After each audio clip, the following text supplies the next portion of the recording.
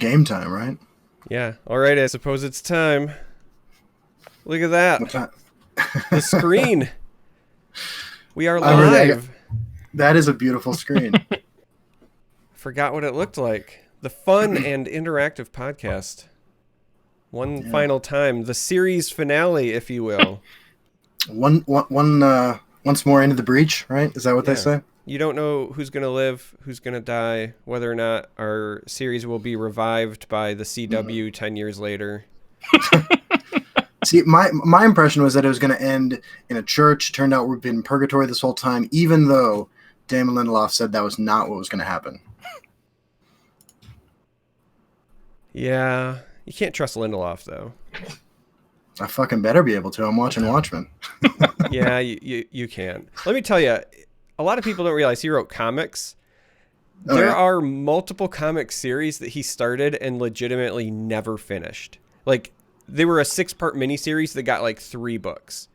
He is the king of like knows how to start things and get your interest because he has a really cool like initial concept or idea, and then he's just like, I don't want to see it through.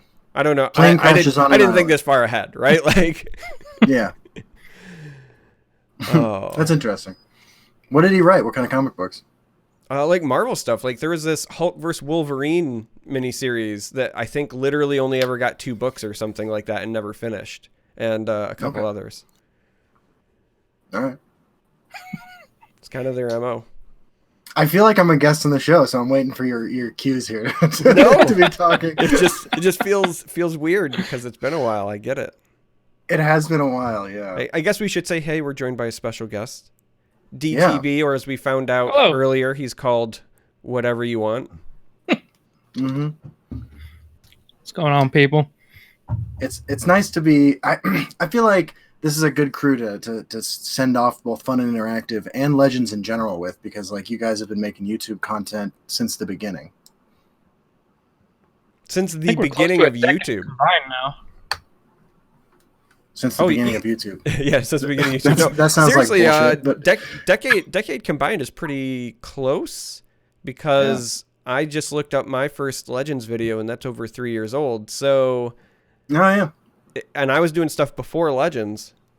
Not anything very good, successfully, but, right? Yeah, no, not at all. But actually, you would have appreciated it, Justin, because I had a lot of Heroes of the Storm content on my channel. No shit. Yeah. Wow. That's the crossover we needed. That's a great example of a game that went into maintenance and everything worked out just fine. Yeah, right up there with Artifact and Shardbound and many other games that I sadly enjoy. Do you remember and that's not even touching on the vibrant Heroes of the Storm. I'm no, sorry, Hand of the Gods professional scene. Similar number of words, I apologize. Hand of Garbage, Hot Garbage. Yeah. Listen, I try very hard to not talk negatively about games publicly. I very much will just say, like, not for me, because I feel like... Because they might drop a dime for you. Well, no. It's not that. It's actually, it's weird. I don't ever think about, like, potential sponsorships. The reason I try not to say things negative is because games in many ways are very personal. They're like a form of art, and the things that you identify with or connect with says, I think, more about you than anything else. And so for me, if I'm bashing a game and somebody else loves it, in many ways it's like I'm bashing them or a part of them. So I just prefer personally to say, like, I don't enjoy it, as opposed to that game is garbage. That is usually my approach. However, Hand of the Gods was fucking garbage. I mean... Yeah, it really was. I had a 40-minute video trashing that game that I filmed, went through editing, and then still felt angry enough at that game to publish, and I stand by it. That thing was so bad. I was about to disagree with you because I feel like I was going to say, like, well, people really need to separate themselves from their hobbies and stuff. But I remembered when I was like 15, my uncle took me up to South Dakota, and we were staying in this friend of his house, and there was this poster on the wall for the Smiths. And I had just finished reading the Marilyn Manson autobiography because it was the 90s, And in it, Marilyn Manson makes fun of the Smiths a lot, and I didn't really know shit about the Smiths at the time, but I was like, all right, the Smiths must suck because Marilyn Manson's a rational adult who I am gonna, ground my opinions after. And I remember looking at the poster. I was like, oh man, fuck the Smiths. And my uncle's like, what did you say? Like, excuse me? I was like, yeah, the Smiths suck, man. And he he kicked my ass, and he told me that I had no idea what was good or bad. I didn't know what sucked, and I never would. And like, all I had the right to say was like what I liked and what I didn't like. And he's like, and if you knew shit about the Smiths, you'd like them. Yeah, it's, you know, I mean, I I like agree the with Smiths you. now, though. I agree with you that you should separate yourself from your hobby, but like, to me, it's less hobby and more art, right? Like, art is something, in my opinion, that's always very personal because you connect with it in different ways. And so, Right. you know, the best games are a form of art, and they bring the best out Is of gaming you. is gaming art? I think gaming is art, absolutely. I don't know how Say so. anybody can honestly play through something like The Last of Us, for example, and not have like an emotional experience or, you know, Yeah. view that as at least an art form. Games are at least, at a minimum, as much an art form as like modern cinema is, right? Sure. They just do something very unique. So they're That's art fair. the same way that music is in many ways, right? Like you could be the cynic that says like, well, music is literally just sound waves. Like, who Yeah. cares, right? There's no difference between like music and crickets. But like, we know that that's kind No, of hold on. also... There absolutely is, dude, and it comes down to intentionality. Well, Right. then that's my Like- point. There's an intention behind a lot of games, but there's also a lot of art like within games. And even if the game itself isn't meant to be an art form, again, like people, I don't know, it resonates with people differently. So I try not to bash things, but fuck Hand of the Gods. Yeah. Absolutely. That game had so much potential, though. That's what made me so sad. I mean, potential in the it? form of like when I see cards that form into 3D creatures, like 5-year-old me or whatever wanted to see in Yu-Gi-Oh, it like grips into like a childish part of me. Yeah. And then when you just shit on that as the game, it made me very sad. That's fair. Or like Final Fantasy Tactics. I fucking love that game. And I was like, oh, that's like this, but with cards. That's going to be dope. And then they're like, no, we're not going to make a good game, though. We're just going to have 3D models.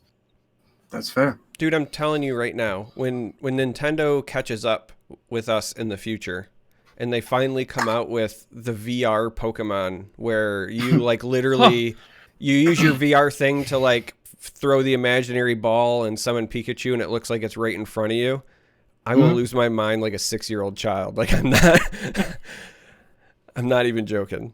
That is the nostalgia that I really need. I have to say, like, over the last 6 months or so, I've really, I've decided that I am pretty strongly against indulging nostalgic urges. I feel like it's just another. How do I put this? Nostalgia is attractive, like physically and psychologically, for like all the wrong reasons, in my opinion. Right? Like it is the exact opposite of progress.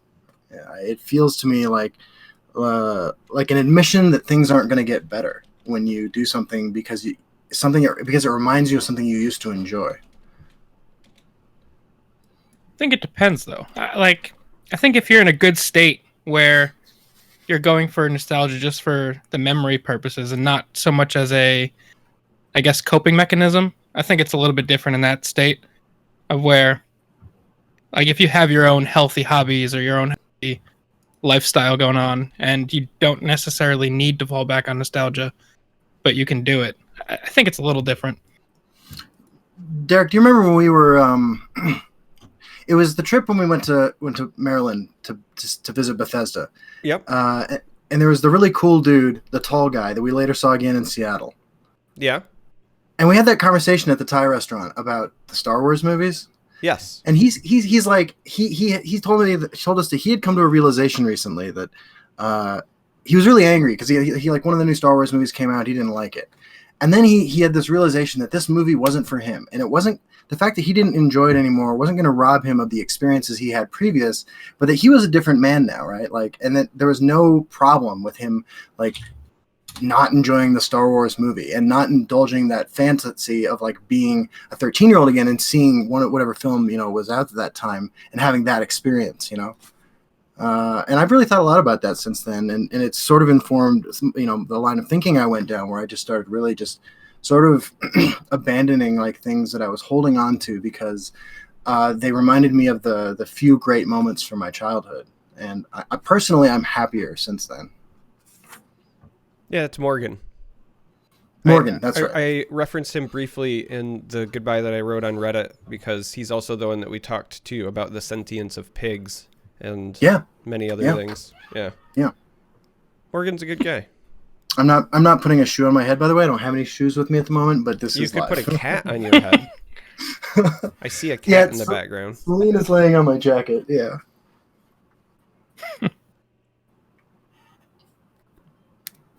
I am barefoot. Yes, Pirate Timmy. Barefoot. Ew.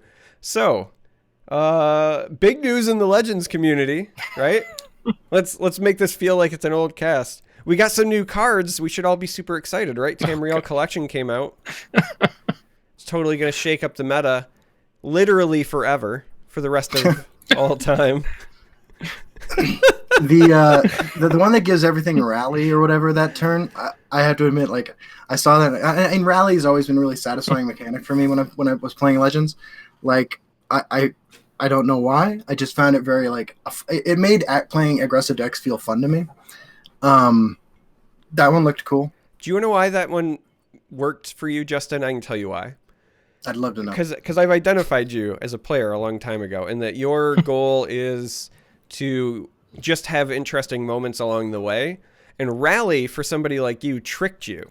Because you have to attack your opponent to trigger rally. But in your head, you're not attacking them to win. In your head, you're just making something in your hand bigger. So the fact that you're accidentally killing your opponent along the way is just a side portion, if you will, of what your intention is. A necessary evil. Yeah. Yeah. That's fair. I think you've nailed me.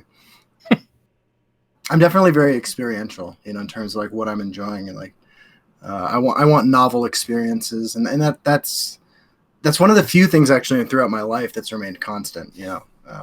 That didn't go away when I got sober.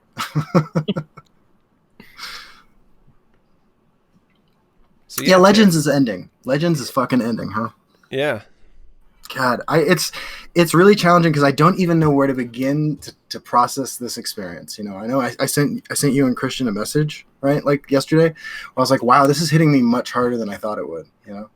I think when I quit making content and I just sort of dipped out of Legends social media, that like I kind of just expected it to always be there, and that one day like it would be the right time for me to like make a video or play the game, and yeah, that chance is gone, right? Like it's weird.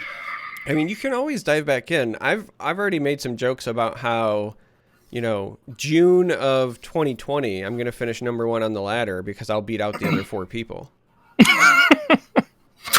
Congratulations. And let me, I guess, address this because I did see some folks on YouTube and on Reddit say things like, just because it's going into maintenance mode doesn't mean that it's dead. And why is everybody saying this? And so here's the thing, right? Yeah. First of all, you're technically correct. If the servers are on, the game is not dead and you can go play it, right? Sure. But for a content creator, for somebody who wants to invest a lot of time in things and then share that experience with a lot of other people, your effort versus like outcome is basically diminished, because I don't think a lot of people realize how much time and energy goes on behind the scenes when you make content. And there's nothing like spending 20 hours in a week that you could be spending with your wife and kids for like a video that 10 people are going to watch. So from a content creation standpoint, if you're wondering... Hold on. Because Derek, I feel like you've been doing that for years. I have. But that just tells you how much I love my wife and kids. No. So it's one of those, like, when you hear content creators talk about the game dying, that's what they're referencing. Yes, technically the game will still be on and you can go play it. But as I said, like in my thoughts video, technically Artifact's still there and you can go play that. Technically Shardbound is there and you can go play that. Technically the Lord of the Rings Decipher game is still in print. The Star Wars Decipher game not only is got physical cards that you can still purchase on eBay, but there is an entire organization dedicated to keeping that game alive from the 90s. Right. But it's not exactly like brimming with social experience. You know what I mean? Like you're going to go talk to the same 10 people that play that, and that's going to be the end of it. So, maintenance mode is like when you're being kept alive by a respirator and you're clinically brain dead, right? Like, yeah. technically alive. Yeah. No hope of walking out. I mean, this the T in Tessel is now officially standing for Terry Schiavo, if you're old enough to remember that reference. But oh man. But yeah, I mean, yeah, like I said, if you're old enough. Sorry, DTB, us old men here. So I mean, it's just one of those like. It's there, and you can certainly go load it up. Like, listen, I'll still go play a game of Artifact like once a month because I actually enjoyed that game. I know a lot of people didn't, but I really liked it. But it's just not there's not like community there in the way that you like want it to be, I guess. And yeah, I tried talking a bit about it like in that video, right? Like to me, the best part of games is the social aspect. I love having an experience and then going to talk with other people who've had a similar experience to see like what they got out of it, right? Whether it's single player games, whether it's multiplayer games. It's the same reason that I think a lot of us like movies, right? Like we go watch a movie and then we all talk about this shared experience. And it's just kind of a bummer when that shared experience is not a larger shared experience. You know, it's like imagine that like you go see a movie but only 10 people got to see the movie, but then you spend the rest of your life trying to explain to people who haven't seen it what it was like, sort of thing. It just, I don't know. I had that experience with the movie Rubber, actually, which is about a tire that gains sentience and kills people. And it was such a novel experience and so absolutely unlike anything I'd ever seen before that I've now spent like 10 years or however long the fucking movie's been out, like trying to find someone else who's seen Rubber. And I finally showed it to Sandra and she like got about maybe half an hour into it before saying, this is fucking horrible, and didn't even fucking finish watching it with me, which was a little heartbreaking.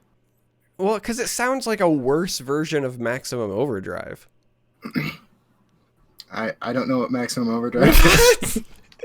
All right, yeah. As a connoisseur of Rubber, your homework is to go find and watch Maximum Overdrive. Fair enough.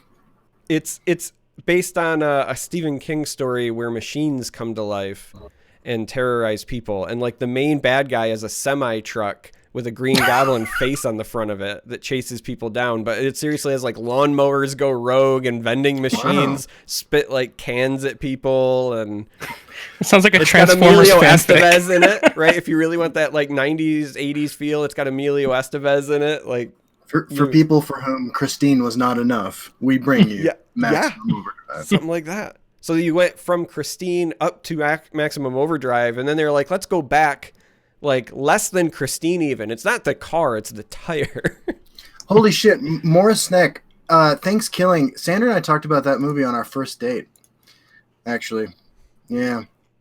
Gobble gobble, motherfucker. Yeah. I've seen that. I mean, I haven't seen it actually, but she talked about it.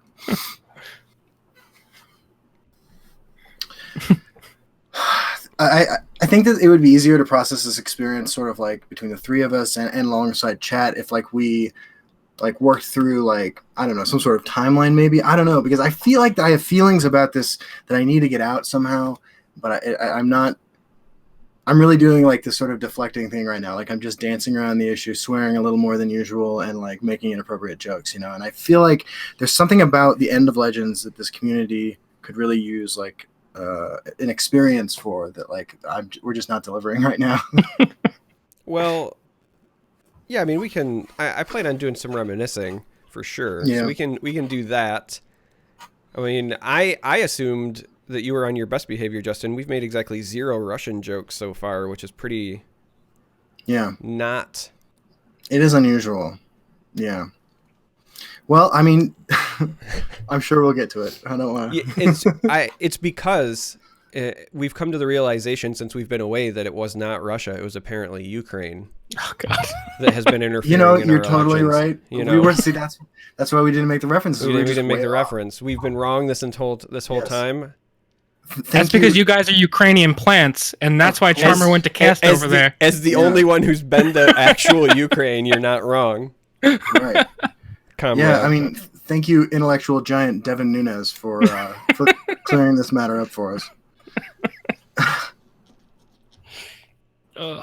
So let's do something here, right? We're gonna. Well, you can think about how you want to approach it. I pre-queued up. I plan on looking at a bunch of throwbacks, but I pre-queued up what is my first ever Legends video that I put on YouTube, so that we can see the old client from beta in all its glory. This is gonna be fun. I'm ready. Right, we're gonna go to the desktop here, so you guys can see what it looks like behind the scenes. Look at this. Look at this beauty. You guys won't be able to hear it, but they'll hear it on the. Look at that handsome nobody. Legends recently, and as a result, I was chatting with some people on Reddit. You've definitely gotten more attractive. Subreddit, and they were saying that, I'm one of the few. I'm one of the few people that I think gets better with age. I have a buddy that says that about me all the time. The mechanics of the game. Yeah. Some people specifically were interested. I feel like you've either lost more weight since this video, or you've just been bulking like crazy for fucking 3 years. Arena run where we got 7 wins as part of the run. I don't know. Dude, so I did this thing where I talked a lot. It's Let's go back to that old client here. Wearing a shirt with your fucking name on it is the epitome of the narcissism that we were talking about before the show started. Dude, I wear a sweater that says Charmer on it to work, like all the time. So right out of the gate, you get look at these cards. Kind of 3 subpar choices. I know a lot of pre-nerf Slaughterfish. Yeah. Well, pre-nerf Slaughterfish. I just mean like the design, right? Like I know a lot of people liked the old blocky. Slaughterfish. They look sharp. They look like I could throw this at somebody and hurt them. Significantly better, right? It kind of looks like you're wearing a bra in the little mini can. Yeah, because I was still like I hadn't developed, definition yet. I was still losing weight here. Another 1-drop that's a 2-1 body. This one has. No, I mean it's okay. I've seen this guy do very. Everybody needs some support, man. Let's go. Look at this board. He has guard and this is the board that everyone says that they loved. This brown UPS package. Really what you want to do. That's how you know you're getting the most value, right? The most. I don't know, man. I'm getting nostalgic looking at this. I mean, I'm nostalgic too, but like I want to point out that like I know that a lot of people get on Legends about the whole like we didn't get a lot of marketing early on, but I remember what it was like on Reddit back then, and the #1 complaint was, why is the game so brown? Do you remember that? Yeah, I remember that, but this is the game I fell in love with, man.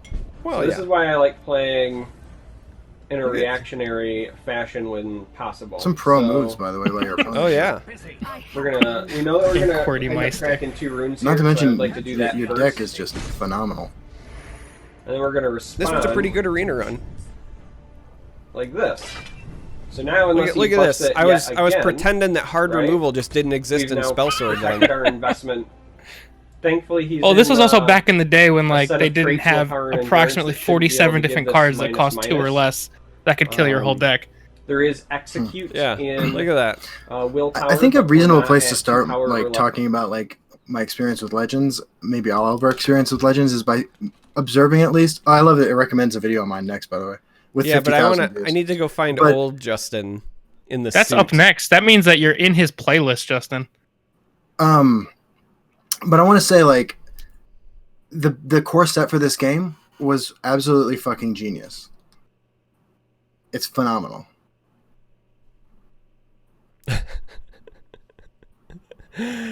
Justin learns to YouTube. Yeah, quality material here. Oh, but no, in the suit. Let's see. Look at the old channel intro. Howdy. I don't know why we gotta do all that. That's why we gotta do all that. Hold on, we gotta do that again. Okay, Howdy. fuck, dude. My name's Justin. I play Elder Scrolls Legends, and I'll be posting a couple videos a day. Look, I'm gonna like this right now. Boom. Enjoy. Done. Liked it. This video is gonna go up to like 30,000 views by tomorrow. Yeah. If you guys don't remember old OG Justin, it was every video we had suit Justin.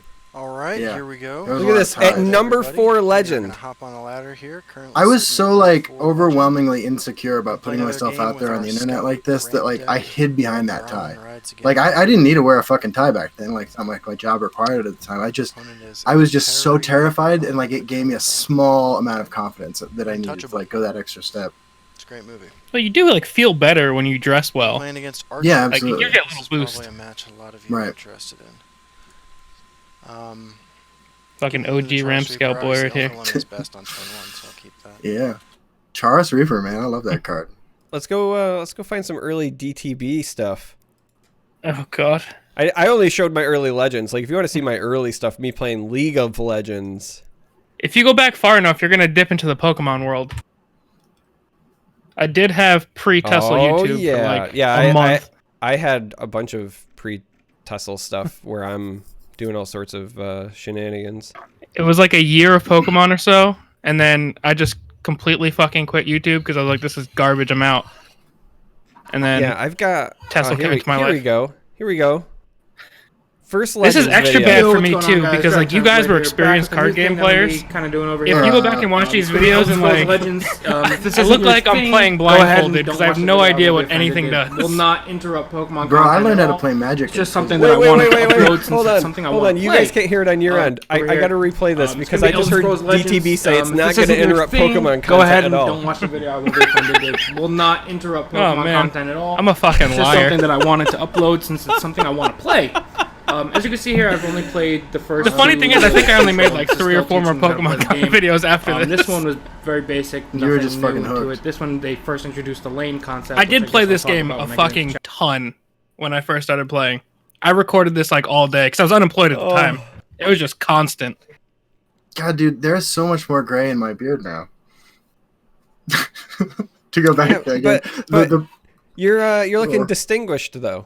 Also, to go back to your narcissism thing, I love that that's what you're focusing on through all of this.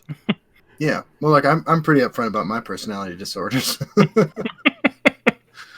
Yeah.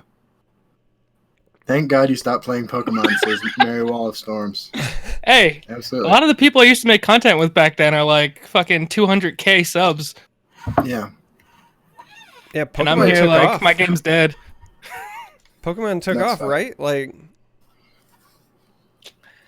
It's a good thing about a game that gets released yearly. They can't shut the server down. they can't. Or they shut can, the but it doesn't matter server anymore. down. Hold on. A couple years ago, I heard my niece was like a big fan of, like, she was really getting into Pokemon, and I knew that there was a digital client for Pokemon available, and that like I don't know if they're still doing it, but at the time, like Direwolf Digital was doing that. So I downloaded it and I learned how to play the Pokemon card game. I was like, I'm gonna be the coolest fucking uncle on the planet. And she came and I bought some cards, built some decks, and she came and like she had no idea how to play, and I was just like, I was crestfallen because like I had spent quite a bit of time like so that I could like bond with my niece about how to play Pokemon, and she's just like, I have a Pikachu, and I'm like, yeah, but like what about like winning and all this stuff? And she's like, Pika Pika. I'm like, yeah, all right. That was not the first time I lost, sight of the forest for the trees in the pursuit of gaming content, but it's a memorable one. Yeah. So Tavarish in chat says the culling. So I played a bunch of stuff, but the only thing that I was even semi-known for, and I say semi because this was also a small community, was there was a battle royale game called The Culling. So you get to see some real old Charmer pre-Tussle back when I played skill-based stuff. There's a gunfight going I like the on lens there. flare, by the way, on the little thing. You can actually hear Are you casting my spells? wife. If I can get up No, to that's impact like grenades, then I guns can going impact. off, I and don't know. then the like orange thing around was a buff. So this game is like literally it was like the Hunger Games. Holy Yeah. shit. I scared my wife because I Fucking got super double excited. kill, are you serious? Wow, I've never seen you show that much emotion. Yeah, I used to really get into that game, man. I loved the culling. Wow. Chat, I love how you imply Legends isn't skill based. Well, Is this where we fit in like one more ring joke? I mean, who gives a shit if a game's skill-based or not? What do you think? We Right. play games for fun? trying to show off my EP, a bro. lot of people Yeah, give a like- shit whether it's skill based or not. That's why I make the jokes. The key is with a good joke, Justin. It doesn't have to be serious. No, I really like, I don't know. You know, we talked about it like this before we started, but like, you know, none of this shit matters. The community matters, like the connections you make with people, right? Like, in theory, like the interference with like the trauma of life can matter when in terms of like what you're experiencing while gaming, but like winning, losing, you know, how good you are, like none of that shit matters at all. But it You makes made me feel a lot happy. better about still being garbage. But it makes me so happy. You might want to take a look at that. I'm too lazy to do that. Oh, somebody's hitting drops in the chat. Oh god. There's some nostalgia. Can you still get a drop? Yeah. I need it for my collection. I got some monthlies to craft. Oh, somebody's saying we have to watch the Prophecy Bolt against Aeolus. Yeah, I don't know Zombie Hunter. I have no idea. I've never actually watched my own content. I didn't even watch it while editing it. You have watched it on this podcast because we did some commercials. Yeah, that's true. That part's true. I actually Was edit my my white videos in whale- mute. Yeah, I just don't. It was uncomfortable watching myself. Was White Whale my favorite Tussle moment? Wow, favorite tussle moment's really hard to pick. I think one of my favorite moments that I always go back to when I think about this question is sitting on my hotel bed with dust watching Silence of the Lambs while eating pineapple pizza. That's one of my top 5 tussle moments. Again, like, the hot sauce thing was fun. The white whale was fun. Like, giving somebody a sweet roll was fun. But, yeah, they're not the ones that I care the most about. I know exactly what my favorite Legends moment is. I know exactly. And I know what a solid number 2 is as well. So I got a clip that will actually show my number 2. But my number 1, I'll come clean.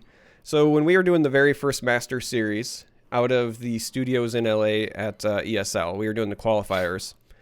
They had like this dressing room thing. And when you walk in, there was just like a wall of like famous casters that you've seen. And I remember when we first walked in for the first qualifier, Justin had like an epiphany moment where we were sitting in the chair, like getting ready, and he was looking at the wall and he said, "Wow, we're about to do what all these people have done." And it was kind of like washing over him that, you know, you're going through that shared experience. And I got with Perry, who was the guy that was working with us, and by the last week, I had them put a picture of Justin on the wall. And he noticed it. It's a picture of him where he's dressed as the Nord, like he's got the blonde wig on it. And like he had a moment where he just like was like semi speechless, and he was, you know, very excited, like, "Oh my God, I'm on the wall." And I was, you know, "Hey, that's great." But it was me. I asked Perry to do that, and just seeing seeing his reaction, it was 100% worth it. Thank you very much. But my second favorite. I'm ready. What is it? We gotta come over here.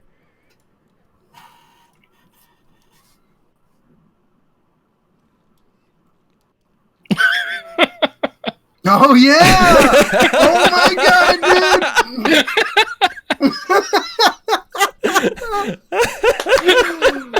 Oh, that was so good. That was so good, dude.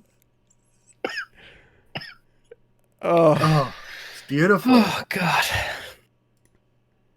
Holy shit. Oh, Will's dad stealing the show.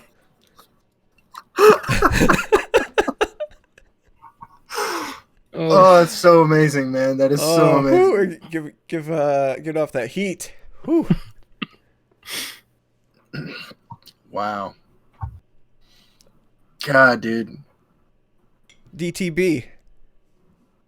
This is where you share. It's tough. Like, I feel like I don't have any one thing in particular that like stands out to me. I've got a lot of smaller cool ones, and like the really cliche but probably true answer is more so like the people that I talk to outside of Legends. Like I've got a handful of really really cool tinkering assassin videos, but at the end of the day, they're just like slightly cool Legends games. I never really played this for the game as much as I love the game. It was more about like, it sounds selfish, but what it did for me on a personal level. So I don't know. I feel like my favorite moment was just like the collection. I think you're really missing the opportunity here to suck up to the people that you're here and say, it was meeting you two at PAX. That is true. And actually, I put, what was it? I think within 30 seconds of meeting, I think it was Justin, I managed to unintentionally just completely diss my girlfriend. And I think it was you, Charmer, who were like, yeah, like, just because she doesn't play card games, you shouldn't say that she's going to lose, bro. Or something. I said something where like Justin was like, come let her play. And I was like, nah, she has no idea how to play this. And then like one of you was just like, are you stupid? Like, what are you doing right now? Listen, So, yeah. if there's one thing that I have experience with, right, it's navigating a semi-successful relationship. My wife and I recently hit the like 19-year mark of being together. So Congratulations, man. That's amazing. I know how to properly suck up at this point. But I think PAX was probably a highlight of like, that was my one and only like in-person like group hug moment for the game. The one this past year, there wasn't nearly as many people at it. Yeah. That first PAX was like so chaotic. Mm-hmm. I mean, at least it felt that way for like Justin and I. Like we were trying to see everybody, trying to talk to everybody. Like we met with Pete and CVH and Matt and those people, but then we were running around. Like I remember frantically, like one of the things I remember was going to the floor on PAX, and we had like a very limited time to explore the floor. And the only thing I wanted to make sure that I got done was talk to Maricon. So Direwolf Digital had a booth there, and I knew Maricon was doing like game demos. I think it was for Clank. And I remember basically like sprinting through to talk to him, and I got to talk to him for all of like 3 minutes, and then I had to leave. But I just remember feeling so pressured, like I got to find Paul, because I knew that might be like the only opportunity. It turns out it might have been the only opportunity that I would get to meet him. But I just remember feeling like so frantic trying to get that done. When Sandra and I stepped into PAX, like PAX Central, like that weekend, like for about 20 minutes as well. And we went to the booth for Divinity Original Sin 2, because I was really like hyped on that game at the time. And that was really cool. It was my first time like at a gaming convention. So like, I didn't know what the fuck I was doing. And like crowds kind of like, I'm huge on, like I have a thing about personal space. And I just don't like those like super densely packed crowds, and so we got out of there pretty quickly. Maricon's actually in chat. He threw up the poggers. Hey Paul. Yeah. Love you. Thinking about back on highlights for me, I have to say like my first moment like that like was meeting the Direwolf guys, including Paul, and going out to lunch. That was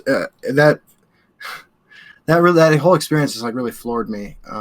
People who were making a game I loved, people who's like like playing exploits I'd read about and stuff, like that was really neat. I left on lunch break I was working at the time at the St. Francis Center Employment Services Office, which is a homeless shelter, but St. Francis Center is a homeless shelter, but the Employment Services Office was a program in the basement of a church that offered assistance to men and women getting out of prison.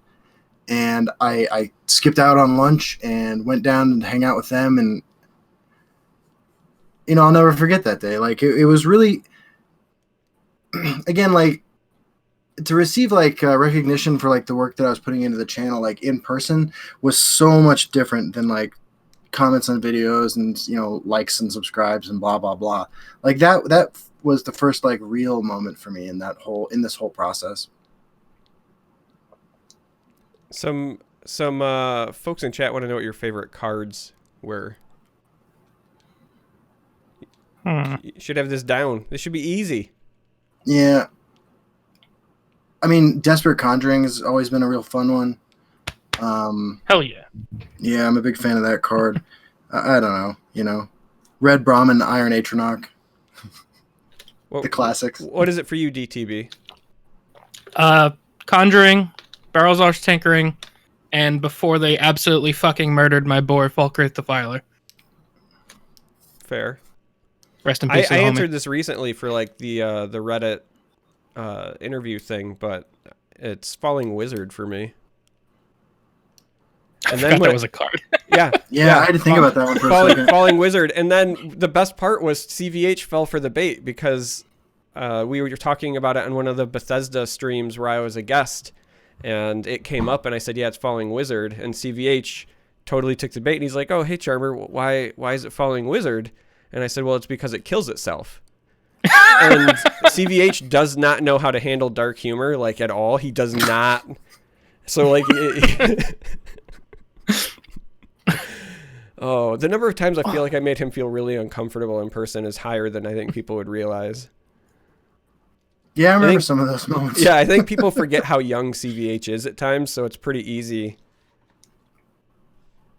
Pretty easy to like push him out of his normal boundaries, I guess, if you will. Yeah. That's interesting. When was the first time like you and I talked, Derek? Like, I'm trying to think. Was it just like it had to be like the fall of 2017? Yeah, I was gonna say it would have been like October or November of 2016.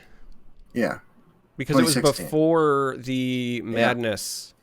Yeah, and that came out in December. Right. You're right. And I think like right off the bat we started talking about maybe doing a podcast or something together, right? Oh yeah, so we talked about doing some videos together, and then we were like, we should do a podcast, and then we didn't do one for like a year and a half or something stupid. Yeah, because neither one of us thought that like it would be successful or that we could pull it off, and then we did it, and people liked it, and then we just kept. I just remember how floored we were because we kept trying to do the most ridiculous things. We were like, well, what if we ask like Pete Hines to be on the show? Well, it started with hey, can we like talk with Bethesda, see if we can get anyone on the show? And they're like, yeah, just let us know who you want. And we had this back and forth of like, well, shit, we should just ask for whoever. Let's ask for Pete. And then he was like, okay. And we didn't know what to do with that. And then it kind of kept working out. We'd ask people, and then they would show up. And every time we were surprised. And then we did commercials. Yeah. Oh, we got to show some commercials. Absolutely. Yeah. Oh, damn. Hold on. I think I still have like the files saved for those even. Not even on YouTube, just straight up the local files. I will say like that's like looking back on the whole experience of like playing Legends and everything, like for me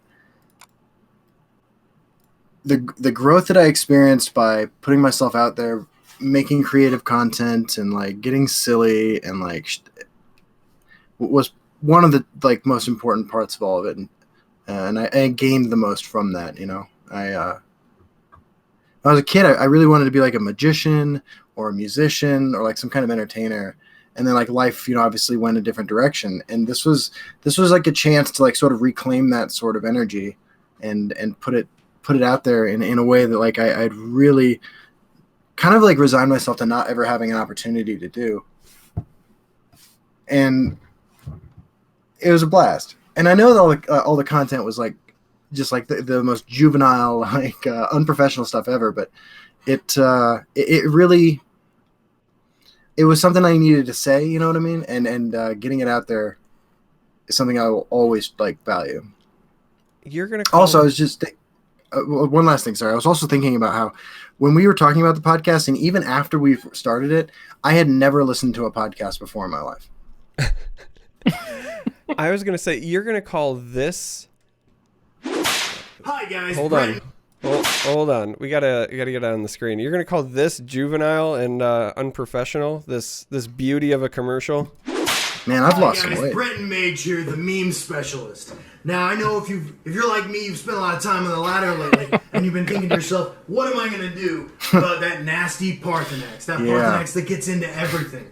You're just out there, and there's the board, and into the field lane Parthenax goes all over the board. You probably tried the traditional answers. I know I have. You are an You say to absolute yourself, natural I'm at gonna doing use weird shit on camera, though. Some piercing Thank javelin. That didn't even work. You couldn't even use it. So the next thing you try, you probably think to yourself, well, what about Edict of Azura? That's gotta be a good answer to Parthenax. So you get some Edict of Azura. Holy shit.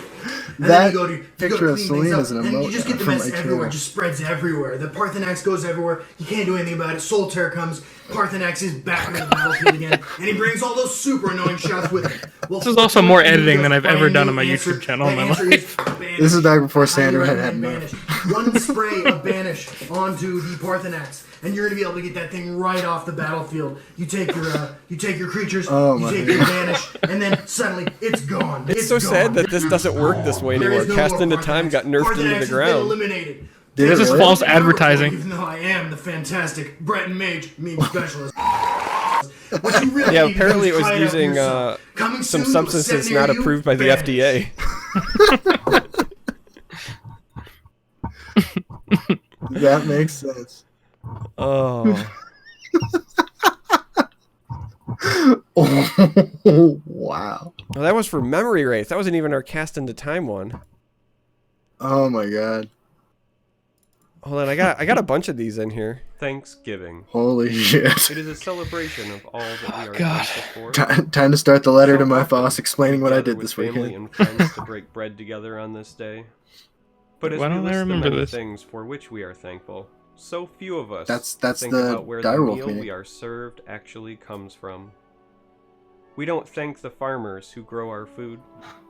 We don't thank the truckers who transport said produce. We don't thank the shopkeepers for making it easy to acquire. All these drone shots, I'm really I impressed by think your it's time budget. we make a change and thank those who bring. They the were all materials royalty-free to us. B-roll. Today, we thank those who bring us. You managed to Elder take the Scrolls $0 Legends. profit you ever generated Today, creating content and we turn it give into a thanks. big negative Thank number. you, Maricon. Look, it's Just as the Maricon. gods gave us food to harvest, you have given Yeah. us a cornucopia of cards to farm. Thank you, Salad Age. You AJ. made our drop farms possible. Yep. No feast is possible Good dude right without there. a good farm. Oh, drop farms. Thank you, Spanish Drop Guy. Your farm is the largest on both sides of the Rio Grande. Thank you, Legends Decks. Your recipes. I have feel made like this- you assembling our reused meals this easy shot. for chef and layman alike. Thank you, CVH. What good is food without a critic? Your meta snapshot tells us exactly what meals we should have. This been was eating. before he was hired. Thank you, Yeah. expert AI. That's so funny. Like a backyard garden, you give us the ability to feed ourselves. Expert. We don't do it though. And finally, thank you, Uncle Pete. It is within the house of Bethesda that we gather this holiday season. You know, and I we gotta are say, grateful for your hospitality. I heard. From us here at Fun and Interactive, happy Thanksgiving, everybody. Oh, I heard. There's a rumor that we actually are still going to get some updates. It's just looking like July. Oh, that's pretty good. That's pretty good. Yeah. Do you remember? I think this was Seattle. Like CVH. Like we were on some like live stream or whatever, and I think CVH said something about new content coming out, and I'm like immediately was like in July, right? And getting like nasty fucking looks. Yeah. Yeah, I remember a lot of things that we said that got looks from CVH. Yeah. Oh, yeah. So I mean, now that the game's dying, we can just let out all those NDA secrets, right? So like I can put those on the screen now. Yeah, I mean, do you have the bullet pointed list still? Yeah, I mean it's up. We can just let all the secrets Okay. out. All right, I'm glad people finally get a chance to see this. This is something kinda that has dis- never been done before on the podcast, not once. Yeah. Well, I mean, back then we were afraid of being sued, you know. Yeah, I mean now who cares? I hope you Now we all make got to take that in. Now you make that big artifact money. Yeah, that huge artifact money.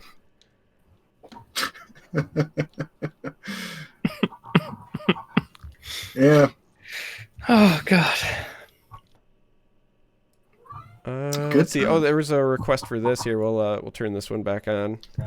What do we got? These are some great memories, man. Why is the sound not coming through? Here we go. This might be my favorite We're trauma not gonna movie, do the Manic Jack moment save. that's We're ever gonna do existed. this.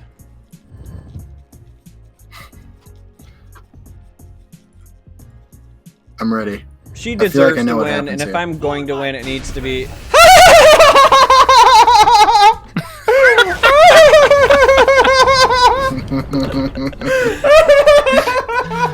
That's a beautiful thing. Oh. Yeah, Corey in the DMs here is trying to share this. This is his oldest Twitch clip. If we want to see some good old Professor Millhouse. Post it on. Absolutely. I'm As ready. soon as this ad goes away. Oh my god, really? A 30-second ad for this? How dare you? How dare you, Twitch? 30-second ad for like a 15-second clip. God, this commercial is so fucking cringy. Mm-hmm.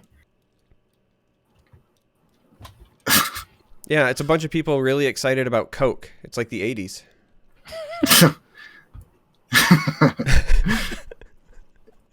I mean, yeah. I can relate. It is. Essentially, Speaking of people in I suits. saw that people were linking to Yeah, a, good looking a man. video on Reddit today by C. Spencer Good or looking C. man. The Spence. actual I'm not state sure of what the Oh, his it's a name goes by. C. I think Spence his name is different reference. in game, but Oh, anyway, God. definitely a good dude. Like I don't think anyone should. That's rat on another this guy good. at all. Like That's any sort another of good memory downvoting or back at anything PAX like that East is when a he little said, bit, "Hi, I'm C. Spence." out of From the control. audience. Oh, The guy's yeah. definitely looking to try to That I improve the forgot game about and the that. That was community and stuff, great. but Oh, I feel this like I is can like a just little come bit clean of now. I did it on Reddit, fact-checking, but and I C. kind of Spence wanted 2099, to the just sort time of put traveling my Reddit take poster. That was on a me. lot of what's going on in the game. That and was always me. I feel like you guys should have hunted him down to get on this podcast for the last episode. That would have been great. People were always really mean to that dude. I'll tell you another one of my favorite memories from the first Master Series. Now that we're thinking about it, and Corey made me realize, my favorite thing was during the rehearsal the day before when we were practicing the stage interviews, and they had me and Justin doing interviews. And Justin had to interview me as a player, and he's like, "How did you perform?" And I broke out well, first of all, I want to thank God. Or what was that? I want to thank Jesus because through him all things are possible. Yeah, that's what it was. We gave 110% out there, and I was like doing this character, and I don't think Justin had ever seen me do a character, and I'd been thinking about it like all day, exactly what I was going to do. Like I was mentally prepped, and he just lost it. It was the most uncomposed I've ever seen Justin. Like he was as uncomposed as I was when I bolted Aeolus. It was the best reaction. It was pretty fucking. I just did not expect it at all. I was actually gonna get up there and like fuck with you, say some dumb shit, and you just immediately like broke out fucking Sling Blade, talking about his amazing win in Legends. I was like, all right, I've been outplayed. Oh man. Yeah. I still can't believe we also got away with that video at PAX. Like. Yeah. It was supposed to probably be something short, and we played like an over 5-minute long video of you in full blue paint and me like putting Russia jokes and like a noose around my neck and giving the middle finger on cards, and they like just let us go. That was the moment the budget got pulled. Yeah. We really destroyed Tesla at that moment. Yeah. To be fair, that you could argue that was a turning point, because that was when we were talking about Houses of Morrowind coming out. Like that was, I remember. I actually think we can find that, because I remember saying specifically something like, "This is the end of an era. Legends will never be the same as we know it." Like we literally say that on stage. Yeah. That is yeah. I'm trying my hardest not to get overly emotional here, because I'm still trying to figure out how I feel about all this, to be honest with you. It's. I mean, I don't think you're supposed to know how you feel about it yet. I mean, just like real talk, right? Like the wound is still fresh. Yeah. And like the lights are technically still on, but Yeah. soon nobody will be home, sort of thing. And you got to rebuild in a sense too. I mean, like, it sounds really corny, but this has technically been a part, like, even just in not creating content, but still been a part of your life at a minimum for a couple years, if not the full 3 years plus. Right. Oh yeah. So it more or less dying is kind of like a tiny little piece of you dying in a way. So you got to process that and rebuild a little bit. So first, real quick, because we don't normally mention it like on the podcasts, because like back then I didn't want a bunch of noise and whatever, but I do see some people have subbed, so I do see that. Thank you tremendously. Tavarish gifted a sub to Maricon. Thank you, Tavarish, who was like in the ER last night. So I do see those, but I was saying during my video, like it's like it's really hard for me because I think about where I was a year ago, and like a year ago I was incredibly excited about the future of Legends. I was incredibly excited about the future of Artifact. I was like super stoked about card games in a way that I don't think I ever had been before. And it's literally just a single year later and I feel homeless. It like, you know what I mean? Like that's the way I feel now. I feel like I just got kicked out of my apartment and now I got to find a new place to live, you know, and you know, I got my 30 days to get out or whatever, but I don't know. I went from, you know, really feeling like, I don't know. It's hard to put into words, right? Like it's hard to articulate. Yeah. And it messes with you on a level like outside of just video games. Cause like, especially content creation wise, like I have myself down to like a routine just to kind of maximize time. Cause content creation is a time consuming process. So it's like, go to work, come home, plan your recording for the day, record it, edit it, hop in the shower, do all these things. And like, yes, you can still record anything really, but the fact that it's not that same Tesla routine is like a jarring few hours chunk that's now flipped on its head every day. I I had the opportunity to sort of grieve this whole thing, you know, in February and March, like when I quit making content.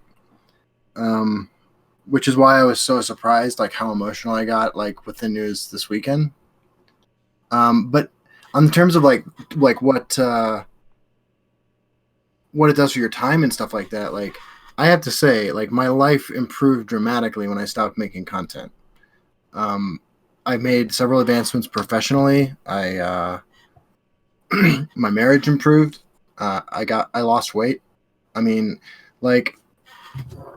I would like I'm not really capable of doing any like I do things either 0% or 140%. You know, that's just sort of how I roll. I think it's a trait a lot of people in recovery have.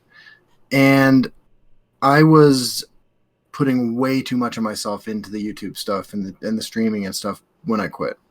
And actually getting obsessed with something that wasn't drugs was kind of a new experience for me, and getting like too deep into something that you know, it preoccupied my thoughts all the time.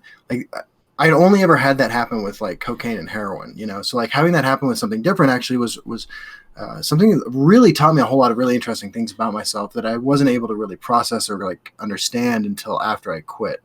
And since then, actually, like I have noticed, like I am much more efficient at balancing my time and giving appropriate amounts of energy to things. And I think for some reason, like I had to do it again. Like I had to give of myself more than was healthy, like one more time before I like was able to apply the lessons about substance use that I understood. Like you know, that's why I don't drink or smoke pot, even though it wasn't my drug of choice. I had to learn that lesson again with something that wasn't substance related in order to like live a more effective version of my own life. Yeah, I mean, I can see that. That's something that you and I have talked about quite a bit, just because, you know, like I come from a family of addicts, and I definitely share those traits, and mine have always manifested in other things, because like I grew up, you know, with an alcoholic brother that was on drugs, and a mom that was on drugs, and a dad that was an alcoholic and on drugs. And so I, at a very early age, was just like, all right, I'm just not going to do drugs and alcohol, and then my life will be perfect. And I just assumed that was like the only ways that negative addiction manifested. And then I had some really unhealthy issues with, weight and with gambling and with a lot of other things in my life.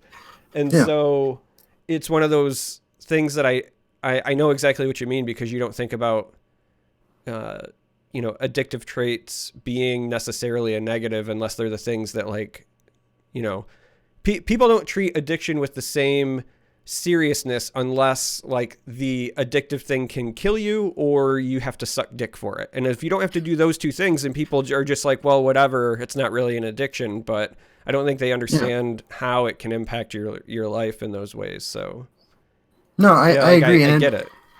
And I feel like sometimes actually I, having put some more distance between myself, having had this experience and done some research then into it too, I feel like there is a really disappointing amount of pushback, when, well, it's interesting. It depends on the crowd I'm talking to, right? I when I speak to people who work in the field with me, and we have conversations about process addictions or about, inability to effectively manage your time with microtransactions or with gambling or other things like that. The understanding is there, but unlike in the drug using community where you shoot heroin once and it's pretty clear to you that you have a fucking problem, I get tons of resistance when I talk about that there are very unhealthy parts of the way these games are designed, especially the way the payments for them are designed, from people who are it's just a game, it's not the same as using drugs. And it's well, it's not the same as using drugs, but it's still really bad for you. And at least it can be in certain kinds of ways. And these systems are designed to exploit the exact same processes that take over a person with gambling and with drug addiction and other things like that.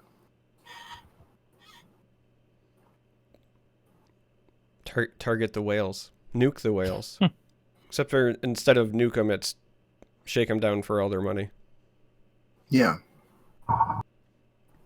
And well, I mean, and here's the thing, I don't place any moral judgment necessarily on the developers and designers of these things, because I don't think anybody gets into game design because they want to exploit people with poor impulse control, but it is a side effect of it, right? And I think that we need to be better as a society, or maybe as just a community of gamers, in recognizing that this is a real thing, and talk about preventative measures, maybe just recommending to friends, hey, why don't you play that single player game, right? Without all the microtransactions, without the daily login rewards and these other things that are designed to exploit your inability to turn it off.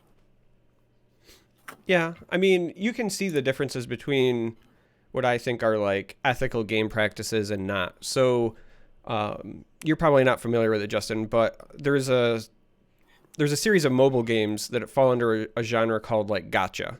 And they are, if there's anything that just preys on the idea of a gambler's mentality, it's these games. And I know it because I'm secretly addicted to them, but I just force myself to do it free to play. But they're loot boxes to the extreme, and they want you to just pour money into it. But you can see that even in the design process, you can see the differences between super predatory gacha games, and then there's ones that are Pokemon Masters, for example. So a normal gacha game, to prey on you, they put a limit on how much you can play each day. They'll use what's called energy tricks, basically meaning you can only play the game X amount, but if you spend more money, then you get to play more. And they'll also do things where they'll sell really predatory bundles a lot. And then when you look at something like Pokemon Masters, which at its core is still truly a gacha game, they don't do any bundles like that. They do the closest thing to a bundle is they do this once a month sale, but they've never sold any of the characters in bundles or anything. Anytime you go to spend money, there's a prompt that is basically not just, hey, you're about to spend money like a lot of games do, but they literally will say this is how much you've spent so far this month. Are you sure you want to do this? Are you sure you don't have a problem? It's super in your face, because a lot of the mobile games, what they try to do is they nickel and dime you so that it feels like you're not spending a lot, because it's $1 million $1 purchases, and then you don't realize you spent $1,000 because you spent $1 over and over again, right? So right. You can tell the differences between the two, and I do wish that more games kind of went that like that Pokemon Masters route where they don't use energy tricks, they don't do the bundles, they put it very much in your face, like, oh, like you're about to spend this much money and this is how much you spent this month. And I think that, you know, there's definitely room for improvement in those areas for sure. Absolutely. One of the things I'm doing at work right now is through a partnership with the Behavioral Health Innovation Center at the Anschutz Medical Campus in Aurora. The Second Chance Center was given a couple of VR headsets, these Oculus headsets. And like, I had never used VR, but like my job, I'm the mental health coordinator there. And so I was, you know, said all we had to do in exchange for being given these was present them with any data that we got, because this is all pretty new stuff. Most of the research on using VR and mental health is done with, you know, either exposure therapy or with mindfulness meditation stuff. And most of that research has been done on veterans. So this was an opportunity for them to collect data and for us to have some free tech to play with. So we are introducing, you know, these ideas, this technology. We went ahead and purchased 8 more, and we're introducing this technology to, you know, men between, you know, I'd say about between 24 and 60. And there's this interesting generational like difference in the responses to immersion in VR. This is so fascinating that Derek got the fuck up and left. By the way. I love that. But what we've noticed is that when we expose these, what we noticed was that when we expose millennials to this stuff, we get responses like, this is, you know, I thought the graphics would be better. But there's this sweet spot, and some of the older people didn't even want to touch it, but there's this sweet spot of like older millennials and Generation Xers who are like enraptured by the experience. Like it hits like them in these ways that they are like pre-equipped to enjoy and like to overindulge in, and has like the potential to be like problematic. And I think that as gaming technology advances more and more, like we're just going to see more and more of this sort of reaction. You know, it's just like 15 years ago, cell phone games weren't that predatory because there wasn't enough data available to inform designers on how to make them predatory. But like we are at a point now where we're going to see the same thing happen with VR.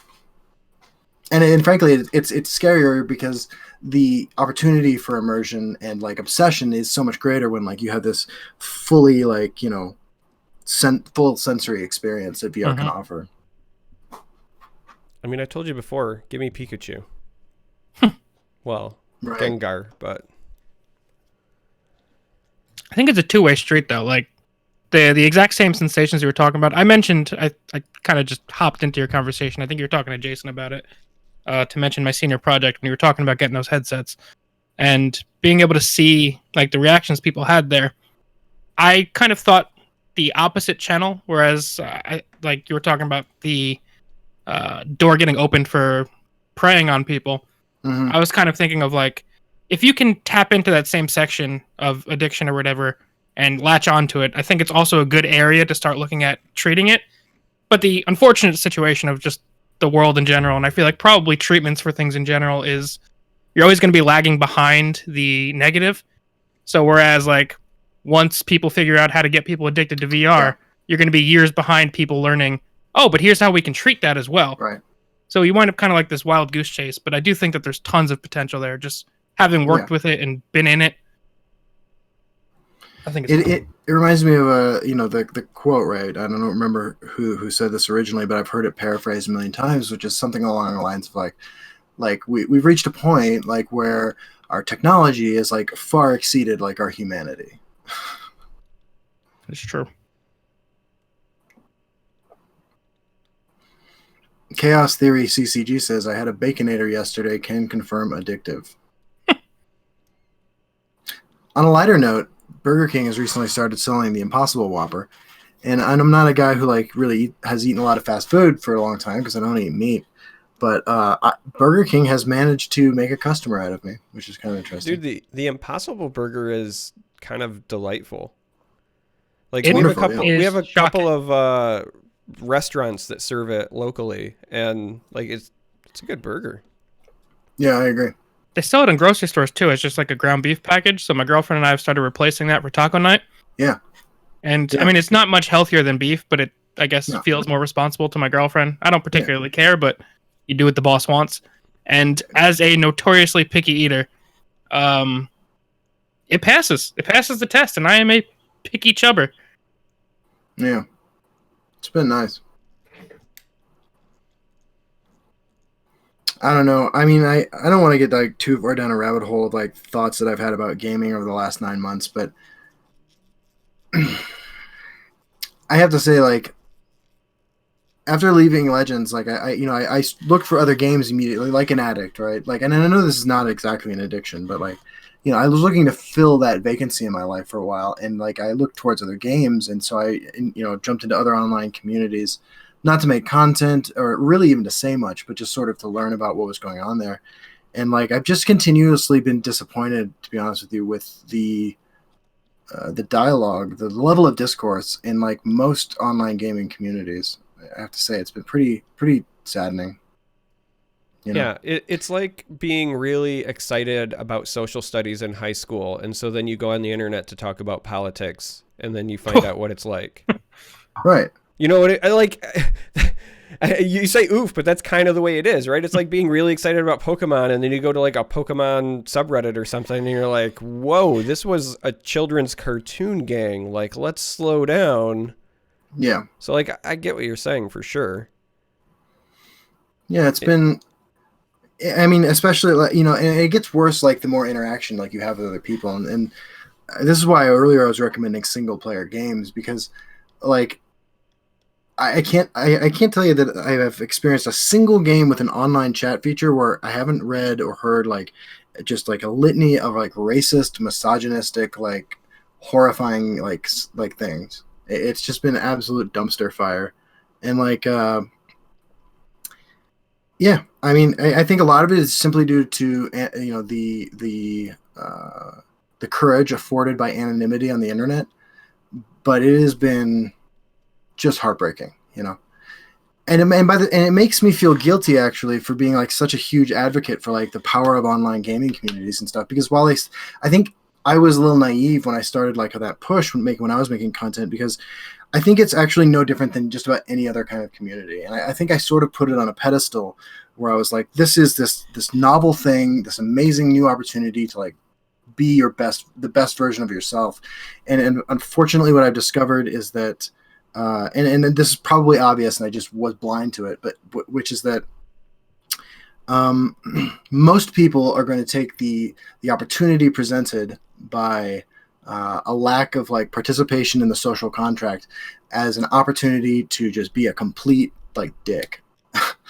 I mean, it brings out the absolute worst in people.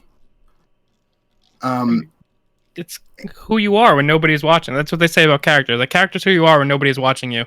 And like technically on the internet, unless you're streaming and showing your face and your name, nobody's watching you. So if you're an asshole, you're going to be an asshole. That's where you're wrong, though. On the internet, everybody's watching you. Russia's watching you. Apparently now Ukraine is watching you. The U.S. is certainly watching you. Then we like renew the Patriot Act recently. Like you're being watched everywhere. If anywhere is safe, it's not on the internet now. Yeah. I mean, listen, like Alexa listens to me have sex in the bedroom. Like Jeff Bezos knows and watches me. So I have to address something said in chat. Propaganda Style 87 writes, sucks when free speech is free, doesn't it? This isn't about free speech at all. I mean, like, the right to say what you want anonymously is not guaranteed by anything. Like, in fact, participation in any organized system, only functions correctly when there's accountability, which is removed when you're anonymous on the internet. Well, somebody also said in chat, he personally listens into Charmer. Yeah, because I've called Jeff Bezos out a lot recently on the internet. Because there's an awful lot of people who talk about card games being inherently pay to win, to which I always reply, if they were pay to win, Jeff Bezos would be better at card games than me, but he's not. And I stand by that statement, so of course he listens in on me. If this was Yu-Gi-Oh, he'd fucking kick your door in right now. and just fucking wipe the floor with you. No, he'd kick my door in, and then I would smugly say, "You fell for my trap card," and then he would fall into the tiger pit that I made. I don't really give a shit about pay to win, like in as much as I don't care about it any more than any other predatory aspect of the financial parts of these games. I was always willing to invest an amount of money in Legends that was necessary to play it. I think that these games are marketed in such a way to suggest that they're more egalitarian for people who don't invest money than they are, which is sort of predatory. But I would have no problem with it if up front they're like, look, you're gonna need to spend like $500 to be competitive or like to play the game as you want to play it, and then spending that $500 is a reasonable decision that somebody could make. So yeah, I don't care about pay to win. I care about the way it's presented. Now that's not to say that like Madness flashbacks. Yeah, I mean, and that's the thing too. I also I didn't really get into this back then because I was always trying to remain neutral, but I also really just did not give a shit about them selling unique card backs and stuff for $50, whatever. Simply because it's in line with every other thing they did. It doesn't stand out to me as particularly predatory because all of this stuff is kind of predatory. It didn't strike me as anything unusual.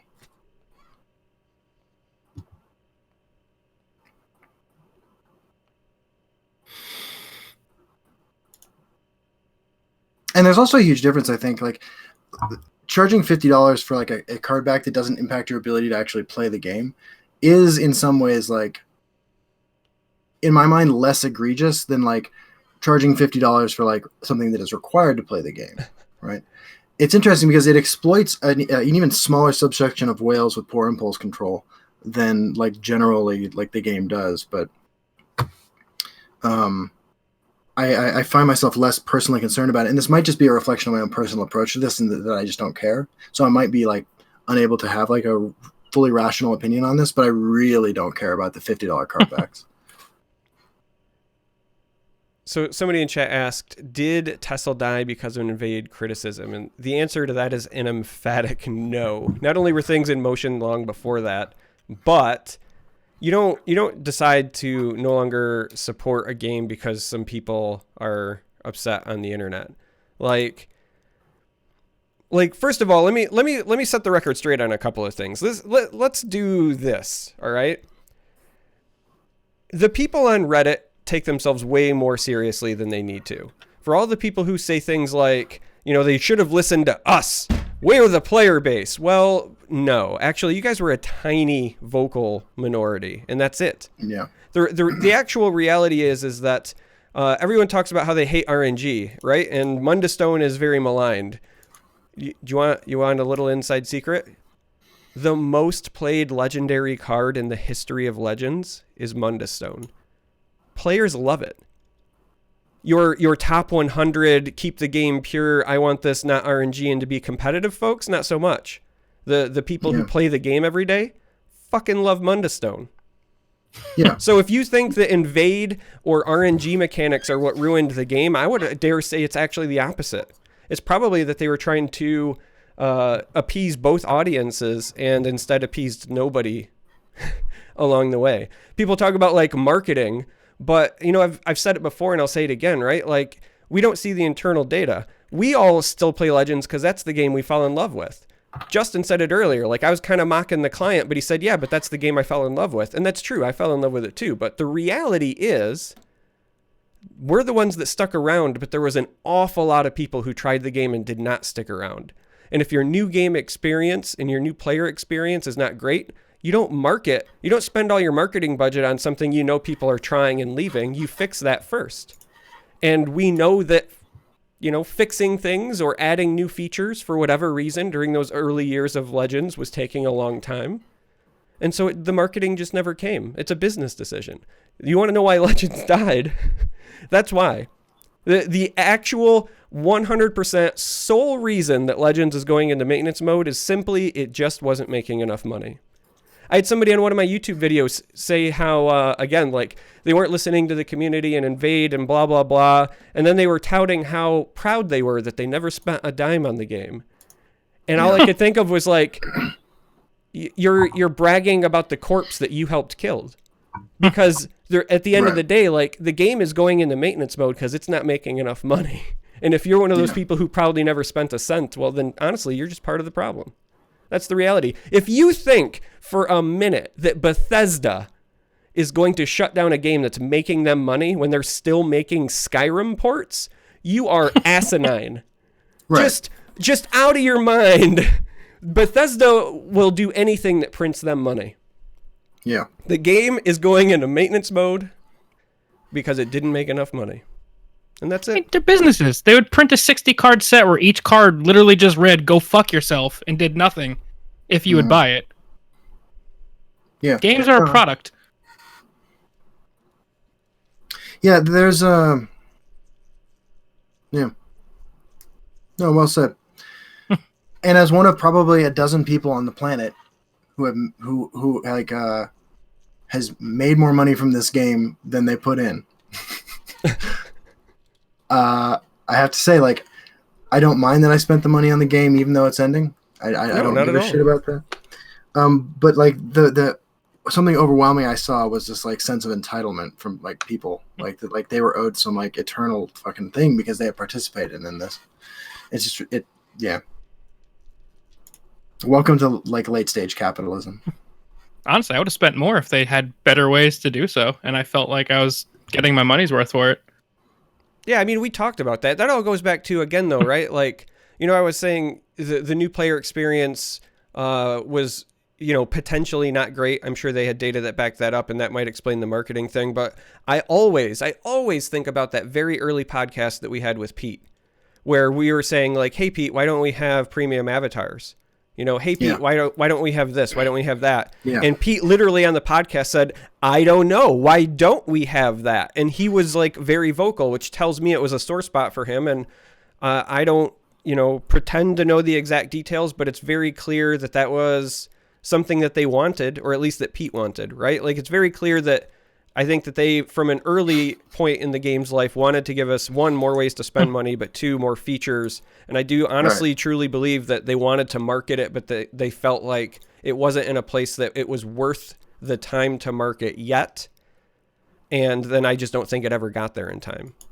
Like, it's also why I think they had this decision for a while, though. Like, I've been trying to avoid talking about Asian Tessel for most of this, but I believe they are already confirmed to have alternates. The little ring around your avatar that holds your runes. Mm-hmm. They're going to have stylized ones of those that they're releasing, whether for purchase or earn. I have no idea. But the fact that those are ready and in the client tells me like it's possibly something that Sparky Pants already had built into the client, since the Asian client is almost an exact copy. But the fact that that exists at all tells me that it was probably a capability that they just chose to never capitalize on at any point, because either they were already winding down and they didn't want to go through that extra effort at that point, or like it wasn't something that wasn't thought about. Just probably by the time they were ready, it wasn't worth it anymore. Well, I mean, like I said, to me, it's, I don't pretend to know exact details. I don't know who to blame. I know that, like, when I talked to, all the way back then, like Maricon and some of the other devs that worked on the game from Direwolf, like, they all deeply loved the game and they wanted it to be the best that it was. And I know that when we talked to Pete, both in public and in private with some of our meetings, when, like, Justin and I got to talk to him personally, he's always wanted the best for the game as well. And somewhere in the middle, for whatever reason, logistically or management decisions, I don't know if it's, maybe higher ups at certain studios because they had competing games or what. I don't know. But for whatever reason, I think Bethesda never felt like the game was in a place where they could confidently market it. And here's one thing that I will say reinforces that. So some of you know that, like, I've been playing Mythgard off and on, and those devs are very open. And like Fu, who's like the CEO of Rhino, was on the one podcast, and he was flat out talking about it, and he's mentioned it in the Discord, right? Like, Mythgard's not marketing right now either. And they haven't been, because they've said flat out, like, we don't like the way our current new player experience is. We want to clean up the UI. We want to do this. We want to do that. And then we'll spend the marketing budget. Right. And that's an indie team who recognizes the importance of that. So, like, I think that Bethesda followed the same suit. I think that they, corporate whatever, right, wanted the game to be in a better state before they spent a reasonable marketing budget on it, and I don't think that it ever got there for whatever reason. Now, maybe it was just a disagreement between folks on what was, that acceptable level or not. Who knows? But if you're not proud of what you have, then like why blow your money marketing it? And if you've got a lot of data saying, again, it goes back to those early days, we had a lot of people on Reddit say, why is the game so brown? Among other things, right? There was, for as much as we love the game, like I love the game, but as much as I love it, there was probably 3 or 4 people on Reddit who were pretty critical of it at the time. And so if like 1 in 5 of the people who try your game actually stick around, then maybe you don't spend your marketing budget till you address that. So I think that like this is definitely all very interesting, but I have to say like I don't care. Well, I don't expect you to care. I'm just being honest. What I think is the important thing to take from all of this is that like nothing is like the end of like Legends isn't the end of like, it doesn't rob you of the experiences you had already. Like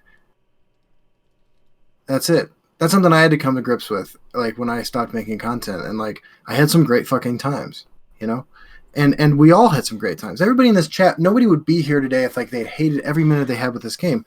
Like, and those years that we had Legends available to us were amazing, amazing times. And I think that's the takeaway. That's what's important to remember today. Like, I met you, Derek. I met you. DTB, whatever you want to be called, I think is how you like to be addressed. Like, I grew personally. I had some great entertainment. I mean, all of that stuff sort of secondary to the larger experience for me, but that's the message I wanted people to leave here with today, at least from me, because it doesn't fucking matter why the game is ending. There's nothing we can do about it. So let's address what we can do something about, which is celebrate the joy we had playing it for years. That's it. That's how I feel. That's why I chose to come back today, because like I was very intentional about like really just staying the fuck away from like making any kind of content at all. And like I felt like that message was important. Like that's what I learned. And if I'm anything, it's somebody who wants to say what he knows to other people. Oh, yeah, you got that right. Yeah. Speaking of fun, there was another fun clip that I wanted to share, but it doesn't seem to want to be loading. I'm ready. I'm ready to go through these highlights, to relive, yeah, I want to see these things one last time.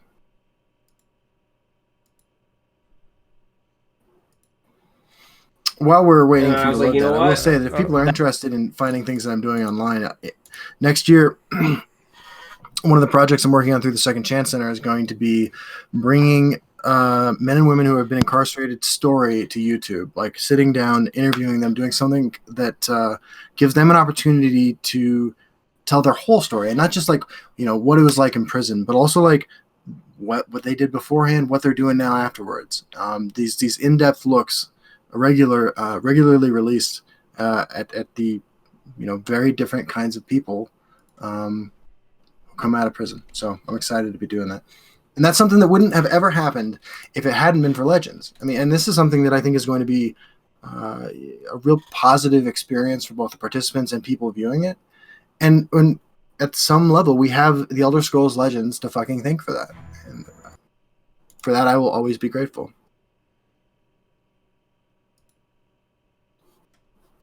Let's see what we got here. Trying to find some Master Series clips, but some of these are like legitimately 9-hour long videos. Yeah.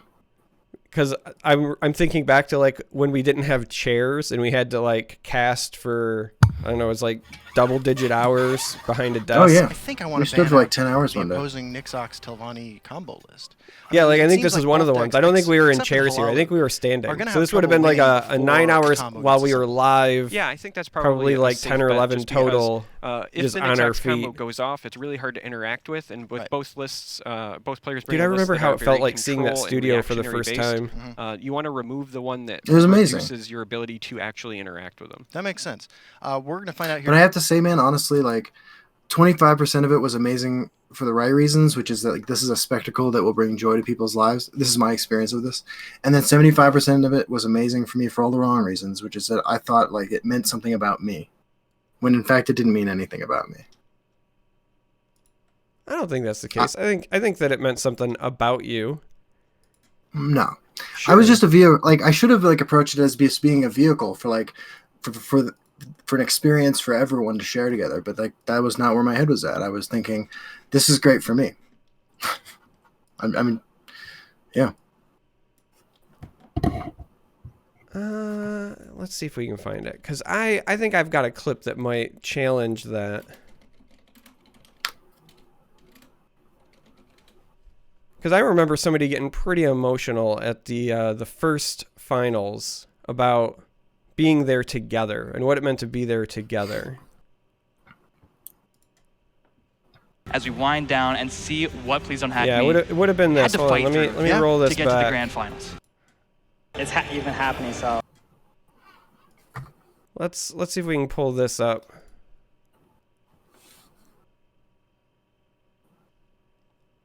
Like, I mean, it means a lot. How about an easier? Masters Series champion. That's the first entry in the future that's where he was Wikipedia crowned the article. champion. Yeah, but just I mean, before like, this, that's like when the we thing, were you getting can ready to never roll change into that. it, It's going to be Please. Or two, rather. Yeah. He's on the board. He got the win. He knows he can beat the mage, man, and now he I just can't knows find he it has now. But there's a point where you literally, I remember like it was yesterday. Like you're grabbing my hand, you're grabbing CVH's hand. And it was just that collective moment. I think that you're retroactively being a bit too hard on yourself, is what I'm trying to say. I appreciate that.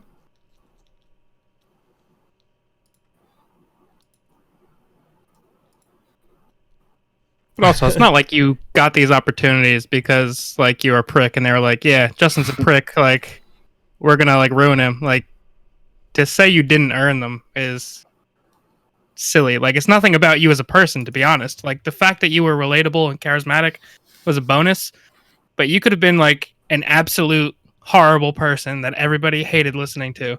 But the fact of the matter is, it's for the most part a numbers thing. Like, you two were up there because A, you work together, you work well together, and you guys were the two biggest people left after CVH dipped for the most part. It was a business decision more than it was a personal decision. So I don't think you should ever knock yourself for being the biggest at the time. I really do appreciate that. And like, it's not that I don't recognize that, like, I feel like I got to that point because of a combination of the effort and like, you know, what I brought to the table. Like, I don't want to say talent, but like some function of my personality and stuff. But my reflection upon all this is that this experience of making content like brought out the absolute worst parts of me. And I also want to be very clear about that, you know. I don't think that making content is for everybody, even if like you have some of the raw skills necessary to be entertaining, because even on the very, very tiny level to which I was successful, like I became obsessed with it, and I subverted my own like initially very like genuinely positive, positive plans for the whole thing into something else entirely, which was contrary to what I'm trying to put out there in the world. Even if on the outside, like even if while like I was doing it for some of the wrong reasons because it felt good, it was bringing joy to other people. That doesn't absolve me of the fact that I doubled down on the efforts that I was putting into it because of the reaction that I was having, not because of the joy I was bringing to others. It's totally possible that was happening too, but I did it for the wrong reasons. So what you're saying is, if I'm hearing you correctly, that people with similar jobs and similar experiences can have completely different outcomes, which is why we have Dave Grohl and Kurt Cobain with completely different outcomes. Sure, that's fair. Just so we're clear, I'm the Kurt Cobain in that one. I feel like at some point in my professional career, I have to stop laughing at these kinds of jokes. At some point, sure. Today's not that day. Maybe tomorrow.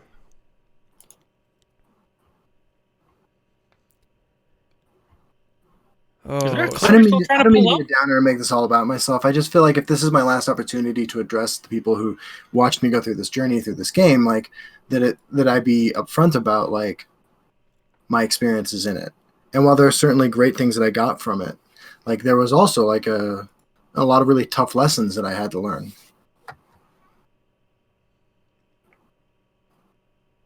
Yeah, somebody just said that Chaos. Yeah, Chaos, if you want to share it, by all means. Somebody wanted to share their favorite Masters series clip. Yeah. Oh, Corey's got me one.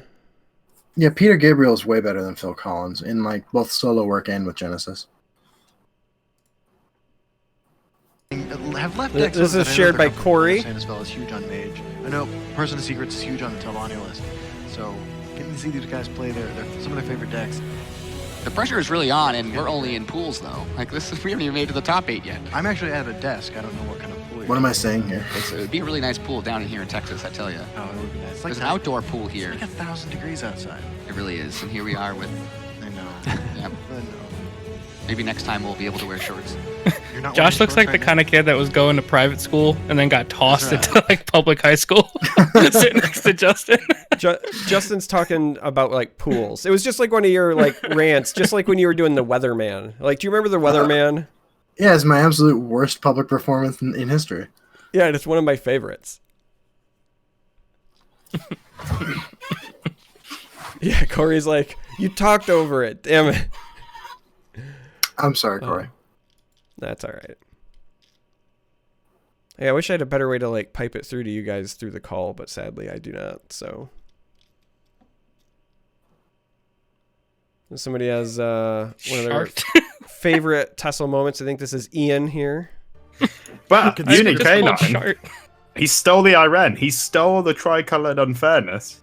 Yeah. Which was a dual color. But I mean, you know, It's also Dust. thoroughly I enjoyed love that. Dust. I will give that 1 shot out of 10.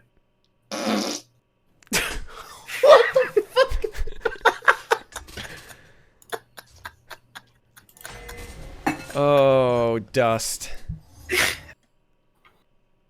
You can't hear it. So he basically says he gives something a 1 shart out of 10 and then makes the noise. Dust was a lot of fun in person. Yeah, I agree with that. He's a good dude.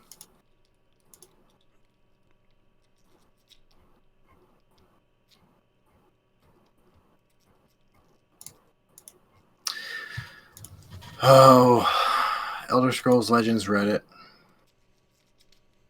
Oh, I'm sorry. Are you on Reddit right now? What are you doing? Nothing. I was just thinking about. Yeah. Bail out. Bail out. You know, there was a time when I actually really enjoyed going to the Reddit, and I used to write novels on it, and I was very, very, very active. Yeah. I felt like I had like good quality discourse. Even Aeola still links back to some of like my old novels from time to time. And then I just stopped. It was I don't know what happened that caused me to stop going. It was like I had this very active desire to want to be a member, and then it just became toast. So I don't know. I can't put a pin in it exactly, but that was smooth. Like peanut butter. I must have fucking missed something here. American, who remembers Tremor's Forge videos? Oh my god, I go back and I look at some of those and they're so cringy.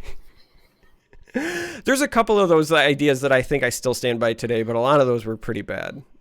You know, I will say that one of my favorite things about Legends in general, because I love talking about game design, because my favorite thing in the world is like when flavor meets function. So like as much as I joke about Falling Wizard, like some of the cards that I think are just magnificently designed are things like Adoring Fan. Like right down to the fact that you can't disenchant it so that you can't actually get rid of it. You know what I mean? Like that's one of those things where flavor and function, the way that that card works comes together. That's what I love. I think that like that's an example of amazing design, and I love that at least me personally, I was blessed with the opportunity to be able to talk with so many of the actual game and card designers. Like, I always think back to, I remember once I was complaining about Cloud Rest Illusionist, and Maricon says, hey, why can't we just have good cards? And like, I don't know why. I remember that. I don't know why it resonated with me the way that it did, but I still think about that to this day, where it's just like, at some point, you can't just complain about everything, right? Like, why can't we just have good cards? And it was such a simple comment, but I still think about it. But I think about a lot of the times where people have, just kind of like talked to me through certain design traps that I would have fallen for, like as an amateur designer, right? Being able to talk to Josh and Peter and like, I talked for hours with Jason at QuakeCon this past year, and it was just like little things about just subtle things. Like I remember, I don't know how much I'm allowed to say about that. Well, let's just say, like, hypothetically, if I had like designed a bunch of cards that may or may not have been for an interview or might have been for a set or something, and I was getting feedback on those things, one of the things that somebody might have pointed out to me was like, gaining life is something that you have to be very careful about considering when you're playing a game like Legends, because everything about the game from the ground up kind of de-incentivizes people attacking, right? When you think about like runes and prophecies and everything about the game, like makes people almost not want to play the game. And so when you then try to decide to like build mechanics based around also further making people not want to play the game, then it's probably not going in the right direction. And so like, I think about little pieces like that, and I don't know, it helped me kind of reframe the way that I look at a lot of game design as a result of those conversations. Like, I'm very grateful for the accessibility that I was afforded as a result of this game. Yeah, I can definitely respect that, man. That makes a lot of sense.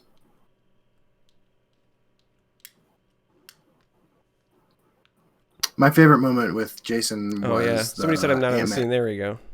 Was the Ant-Man helmet. Yeah, Jason in the Ant-Man helmet. Oh, Jason's in chat. Hey, Jason. Oh, Chaos has the favorite Masters moment. Here we go. Yeah, if you want somebody who just loves, what card do you? Hold on. If you want somebody that just loves like the game and will like gush with just unabashed joy, it's Jason. Just like hands down. Just as a heads up, gang. All right, let's try this here. I think decides the finals. I know we're like a couple days off, but here's what I'm hoping happens. Oh, geez. Mudcrab Merchant into Moment of Clarity. Not like the way that started. Into Heroic Rebirth. Into Dagother. Are you okay with this? No.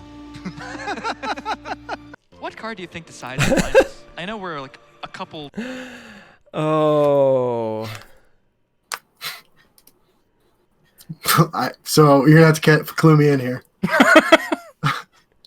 Oh, I keep forgetting that you're not like listening on the stream back at times. CVH is asking something to the effect of like, what do you want to happen in the finals? Like, what card do you want to have an impact? And you respond with something like Mudcrab Merchant into Desperate Conjuring into Dagother. And then CVH and I say nothing, and you're like, are you guys okay with this? And I just go, no. That reminds me, one of my favorite Legends moments actually is from the Master Series qualifiers, when like I had made a similar proclamation about I needed to see Lethal by Mudcrab Merchant into Mundus Stone into Charge, and it fucking happened. One of my favorite Mudcrabs, speaking of that first Master Series, was when we actually had to like stop the broadcast because one of the players, I'm not going to say accused the other of cheating, but said, hey, I want this looked into, because the person pulled such a perfect card off of Mudcrab Merchant that they thought they had loaded the wrong deck list. It was the red ally. Red ally card. In like a mono red aggro deck, and they pulled a red ally off the thing, and they were like, wait a minute. Did they like load the wrong deck? Like, what happened here? Yep. Yeah. And I was thinking about Mundus Stone, like I was thinking about the conversation we had about that a few minutes ago, And I wanted to add that, like, I used to complain a whole lot about Mundustone, like, just really relentlessly was down in that card. I'd lose, like, that card would be played by my opponent. They'd get the right keyword and I'd lose. And, like, I would just make these very blanket statements. And it kind of reminds me of how, like, my uncle taught me that I don't really know what good music is. I just know what I like and what I dislike. But I made these, like, really just, like, over the top statements about Mundustone. And, like, in retrospect, like, I could not have been more wrong. Like,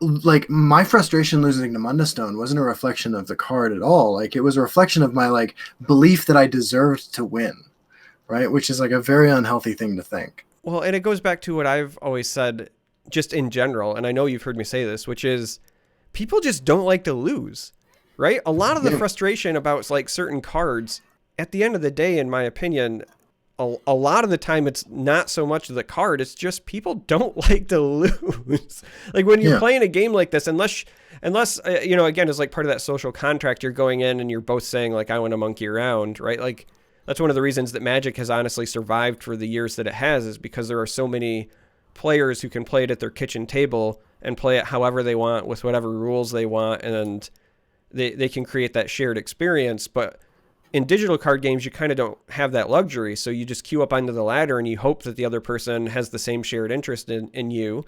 And when they don't, and they're trying to kill you by turn 5, and you wanted to play a half hour of, like, let's find the whale and kill it, then like both of those players are probably not going to be having a lot of fun, right? Just by the nature of that experience. But, like, I mean, I kind of agree with you, Justin, in that I've long said that a lot of the times it's not that people even really dislike cards. Like, they'll say they dislike the card, but I think deep down it's just they don't like to lose. I don't like to lose. I say it all the time. I hate losing.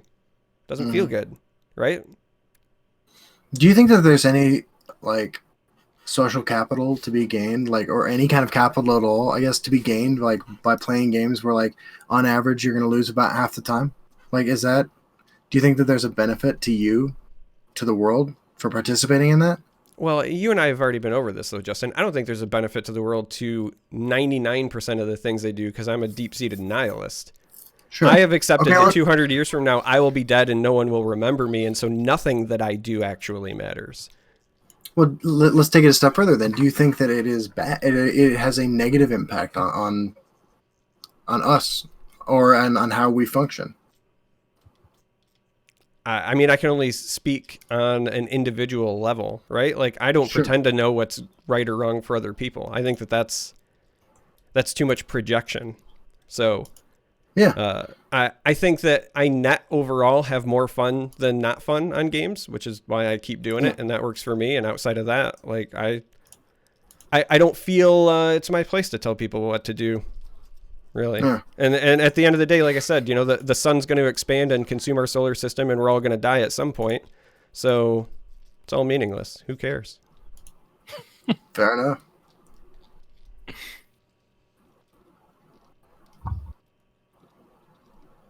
So, DTB. So, what kind of social crusade are you on lately? I see that flag you got behind you. That's my South Carolina flag for the guy who lives in Jersey and is moving to North Carolina. How dare you? I love my one city in South Carolina, okay? One city. I bought a flag because of a city, which is now being ruined by corporate America and capitalism. But still, it was beautiful when I first met it. Oh, don't play with my emotions. Malibu Barber says it would be ironic if Charmer turned out to be immortal. Don't you wish that on me? You take that back. Oh. Charmer was the god of the simulation at all times.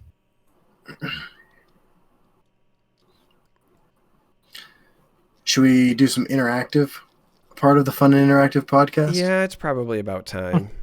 We're a bit over schedule, but then again, when have we ever had a schedule? It's a series finale, man. You guys can always make it up next time after the next expansion drops. Fuck that, I'm not coming back. He said, let me tell you this. He says he's not coming back. However, a year from now, right? The reunion tour. Here's the thing. April 1st, April Fools. We're gonna see a Justin Larson video playing on the Asian client where he speaks in only Mandarin.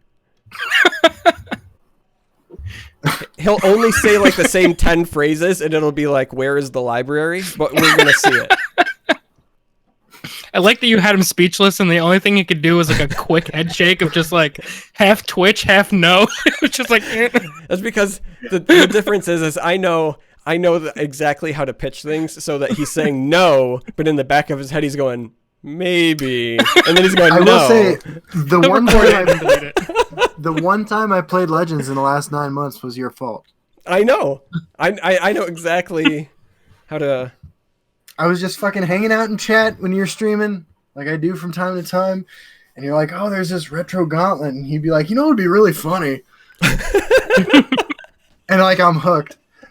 He's like, "You know, it'd be really funny is if like, can you imagine the shitstorm if like you played and like hit the top?" And I was like, "Yeah, that'd be pretty funny." And like for whatever reason, it turned out I had like nothing to do, and so I was like, "Yeah, that would be pretty funny." And so I put together like the Life Gain Crusader deck I used to love to play, and then proceeded to like hit fucking number 1.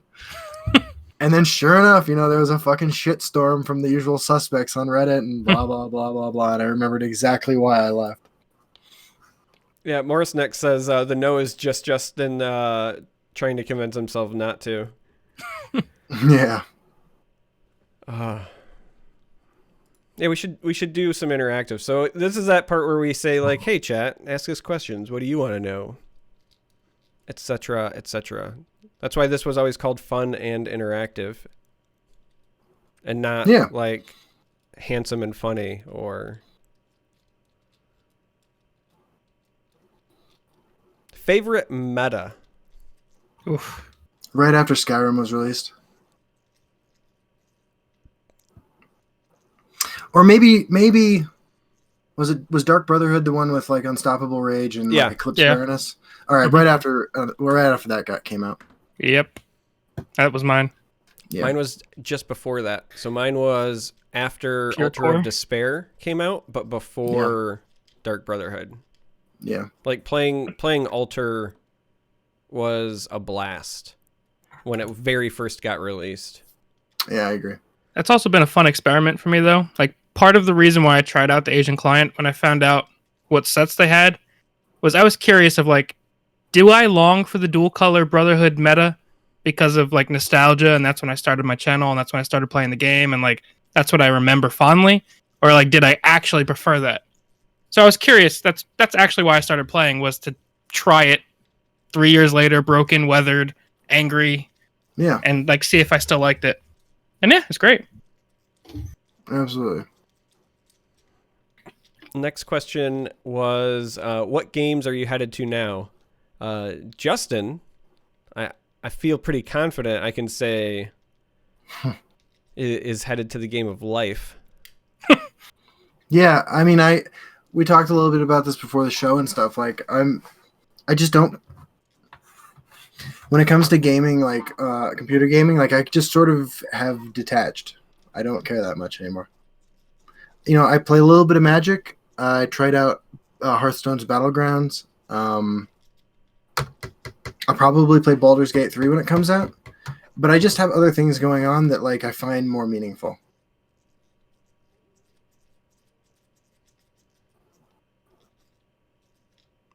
DTB? There's two of me. There's content me, and then there's like off camera me. So like off camera me has always been more of like a single player kind of guy, like we were talking about before. Like I still play a ton of Madden, which isn't the typical what people expect from me. Or Are you like kidding me? That's exactly what I expect from you. Not everybody Jets knows that I was a fanboy. jock in a past life. But yeah, just like single player games or like just casual things I play with my friends co-op. Content wise, I have no idea. I'm just gonna play random shit until something makes me happy every day. Or if nothing makes me happy every day, random shit every day. I don't know. Random shit can be good, man. because that's how you discover what your next passion is. Yeah. For me, like personally, I'm playing a lot of Pokemon Sword and Shield lately, just because I like it. Like content wise, like for streaming stuff, I've been playing a lot of Teamfight Tactics, and I'm planning on playing an awful lot of Legends of Runeterra. And that's why I'm named Charmer, right? I played a lot of League of Legends. That's what I started with. Now I get to get the best of both worlds. I get a card game based on an IP that I enjoy, and the card game doesn't suck. So that's like enough for me. So those two things in all likelihood are the immediate future as far as games go.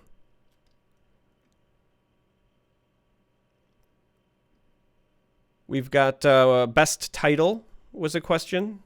I know there's been a lot, but I'm trying to make sure we catch as many as we can, so I'm still a bit behind. So favorite title in game? I think Transmogrifier is a title, right? I'm a big fan of that one. I think mine was not because I liked the title, but the Ingenious, but only because I spent like fucking 6 hours or something like that. A ridiculous amount of time doing those puzzles when they first released, and like that was probably the most satisfying moment of Legends, was cracking that, I think, Sails Through Storm puzzle. Yeah, I think Centurion for me, strictly because when I won my 100th game to get the title, it was against Please Don't Hack Me playing Nixox combo, and I just beat him outright. It's amazing. It was on a lunch break, and apparently like he was streaming and he was camping top ladder, so he jumped into casual just to practice with the deck, and I was on a lunch break and I beat him on my mobile phone in the parking lot of my work. And then somebody sent me some messages like, you just beat him on the stream.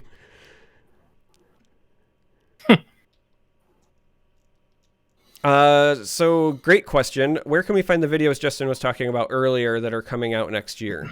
Are those going to be on your channel or on like a second chance? They will not be on my channel. Follow me on Twitter for an announcement about all that. I'll have more details in the next 2 weeks.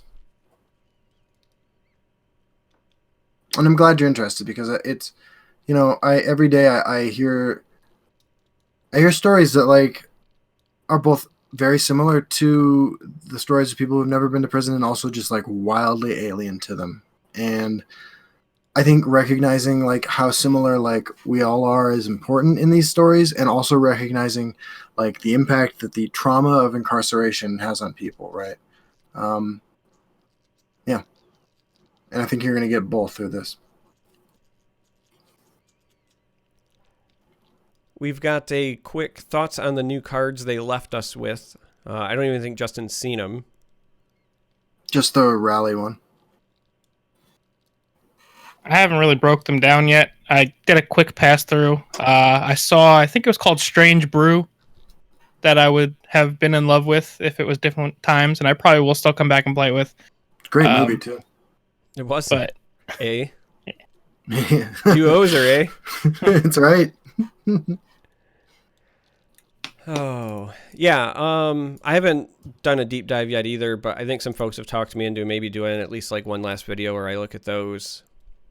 I haven't like fully settled on like never doing legend stuff again, so I might still do at least a Tamriel collection.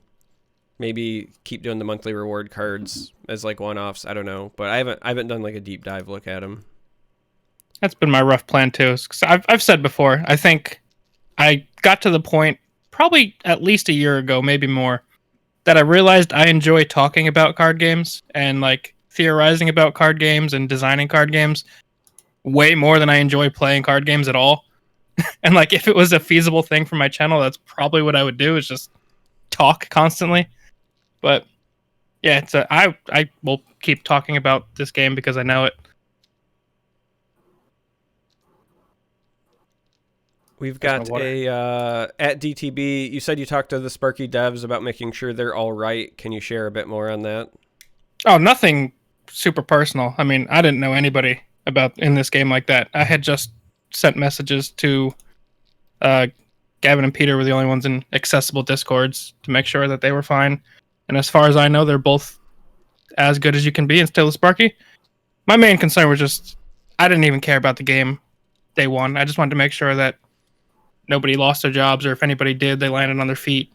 Because I've been through a layoff before, and that was my only concern. Yeah, I mean, a lot of that stuff, like, you can kind of figure out if you do enough internet detective work. But, you know, I've also reached out to people, talked to people. They're, for the most part, everybody is, like, good. Spirits are, you know, high, or at least as high as they can be. Like, even if they have moved on to other things, let's just say, hypothetically, because I'm not going to speak for anybody, but even if they have, like, there's always going to be that bittersweet, you know, you don't go into something like this not wanting to succeed, right? I think everyone forgets that too. Everyone likes to, you know, look at all the negatives that hit the game, but at the end of the day, nobody was planning on things failing, right? Nobody's like trying to purposefully sabotage anything. There's no malice. So when it doesn't work out, you know, you're gonna be sad, even if you land on your feet. It happens, but they're all right. Everybody's doing okay. Yeah, they were always like just real good dudes when I talked to anybody, whether they were people at Sparky or people at Direwolf or people at Bethesda, like just really stand-up guys. I never had a negative interaction with anybody. Oh yeah, so like Peter's saying in chat right now, for those of you who are maybe not paying attention there, he says, we're doing okay. Thanks so much for the concern. We lost some really good folks, but Coleman, the CEO, worked really hard to make sure folks had a good place to land. So there's a more official answer. American. So I'm now catching up to it. Do you recognize that your most hated card is actually fun for a lot of people, Charmer? And then in like parentheses, you know what card I'm talking about. Yes, American. I recognize it. Listen, I similarly that it's funny you actually mentioned that, because that's one of the reasons also why I started that like mini crusade for the last, I don't know, like 2 or 3 months, where I was saying like, let's try to get Unite the Houses nerfed. Because while I personally really do dislike Unite the Houses, I also understand it's a lot of fun for people, and I had a lot of fun playing it, and people had fun watching me.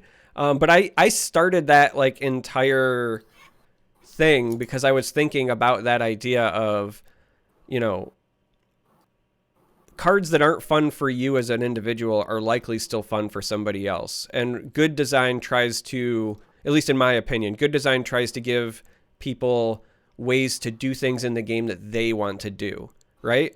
Justin may want a different experience from me. I may want a different experience from DTB, but a good game gives us the avenues for all three of us to, you know, do the things that appeal to us. So just because a card is not something that I like, it does not mean that it doesn't necessarily have a place. So now there's like healthy levels of that and unhealthy, and finding the right levels of those things I think is actually more difficult than people realize. And I have a lot more respect for that as well. But I do, again, like I've really benefited from talking to a lot of the folks that have had the chance to like design and work on the game, because I recognize that a lot of my preconceptions about a game as a player are far different from my preconceptions about a game when I think about it from an actual like design standpoint. And just because something isn't fun for me doesn't mean that other people don't unabashedly love it. So yes, I do recognize it. I still want it gone, delete it, but I recognize it for sure.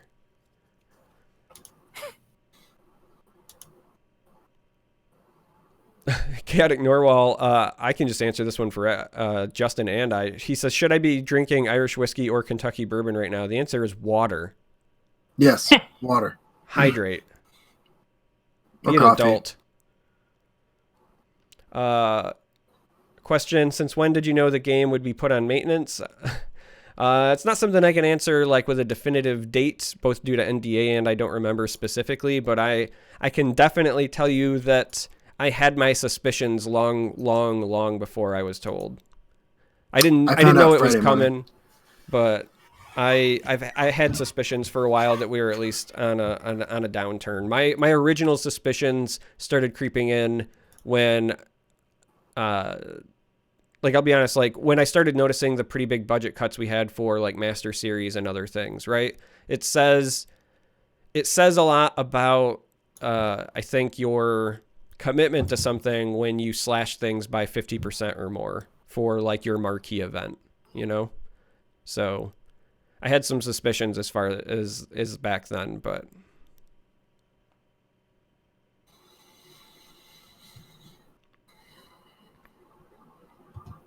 let's see. I'm trying to catch up here. Lots of good response. Caddick Narwhal wants to know what rank you are in life, Justin, because he's in the snake. I spent a lot of time in the snake of life, man. That's okay. Because just like in Legends, like when you have hit absolute rock bottom, you have nowhere to go but up. And you have an opportunity to redefine yourself and tell your own story, right? Like you are the author at that point of wherever you're going.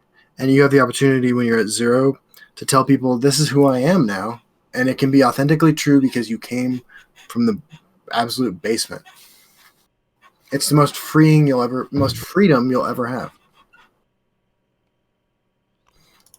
As for what level of it I am now, I mean, I don't know. You know, every day I find things that I want to improve about myself, and I work on them. And this experience with Legends really, like, the whole journey that I went through with Legends was exactly what I needed to get me to the point I'm at today. Next one, this one's going to be a hot topic. Thoughts on the Mandalorian TV show? I'm only 2 episodes in. I'm really enjoying it. I know that we probably shouldn't spoil it at all. I think it's by turns adorable and really compelling. It's the only thing that I've watched. No, actually, I've watched a couple movies on Disney Plus, but I like it. You know, it's not going to change anybody's life, but it's compelling. I'm enjoying it. I tweeted about it recently where I said, you know, you can say what you want about how Game of Thrones ended, but the Red Wedding episode of Game of Thrones, as far as TV history goes, was potentially one of the biggest like shock reveals in TV history, for at least for those who hadn't read the books. And I remember Twitter exploding and the fallout of that event. It was like the closest thing to like a common cultural event I've seen in a long time. And with the popularity of quote unquote baby Yoda, I call him Yo-Yo, I dare Disney to kill that character off and watch what happens on social media. I dare you, Disney. I know they won't because they're just like frothing at the idea of merchandising that cute, adorable little thing, but I dare you, you cowards. It's horrible. It's absolutely horrible. Look, life is hard enough, man. Our entertainment shouldn't be stressful.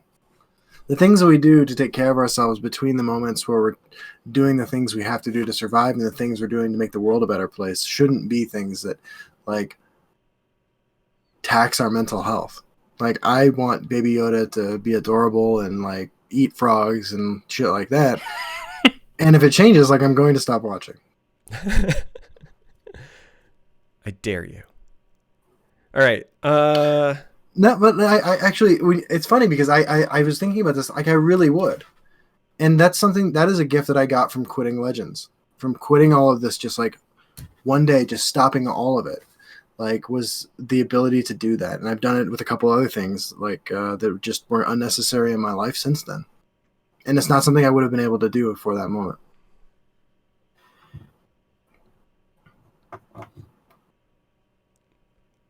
So, Immortal King has a one question for all three of you fine gentlemen, so he's already lying. Can we all get together when Elder Scrolls 6 launches and they get an online multiplayer mod and go hang out in one of the cities and kill rats? And I laugh that he thinks it's going to require a mod. If Fallout 76 didn't teach him anything, like, Elder Scrolls 6 is going to be, I don't know, probably only online or something. It's only VR online or something. But anyway, do you want to kill rats, guys? Oh, man. Not really. The only mods I've ever downloaded for Skyrim involve making all the animals friendly. That's true. I actually, I think I tweeted about that recently. Forget rats. I want to know when everyone's going to be in person again. That's always been my biggest regret about this game, was not going to QuakeCon.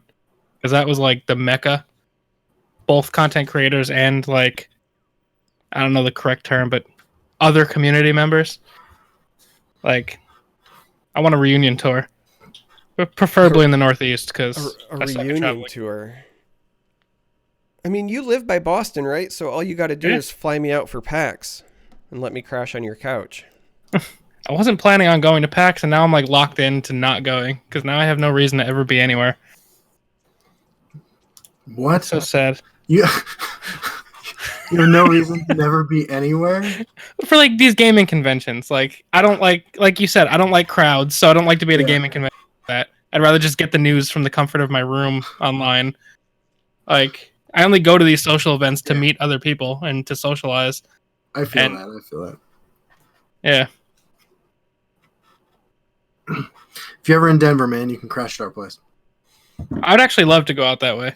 I've never beautiful. been more west than Minnesota once for work. And that was my first time leaving the coast, actually. I'm very not well traveled. It's all right. You're not until you are, you know? I mean, that's how all things are. Sir Diesel asks if any of us has played the new Star Wars game, and if so, is it any good? I have not personally played it yet. No, I thought about getting it, but I haven't had any time recently. It's on my to-do list after I pour a couple 100 hours into Outer Worlds. Yeah, I'm still on Sword and Shield is my issue. Outer Worlds is another one I've looked at.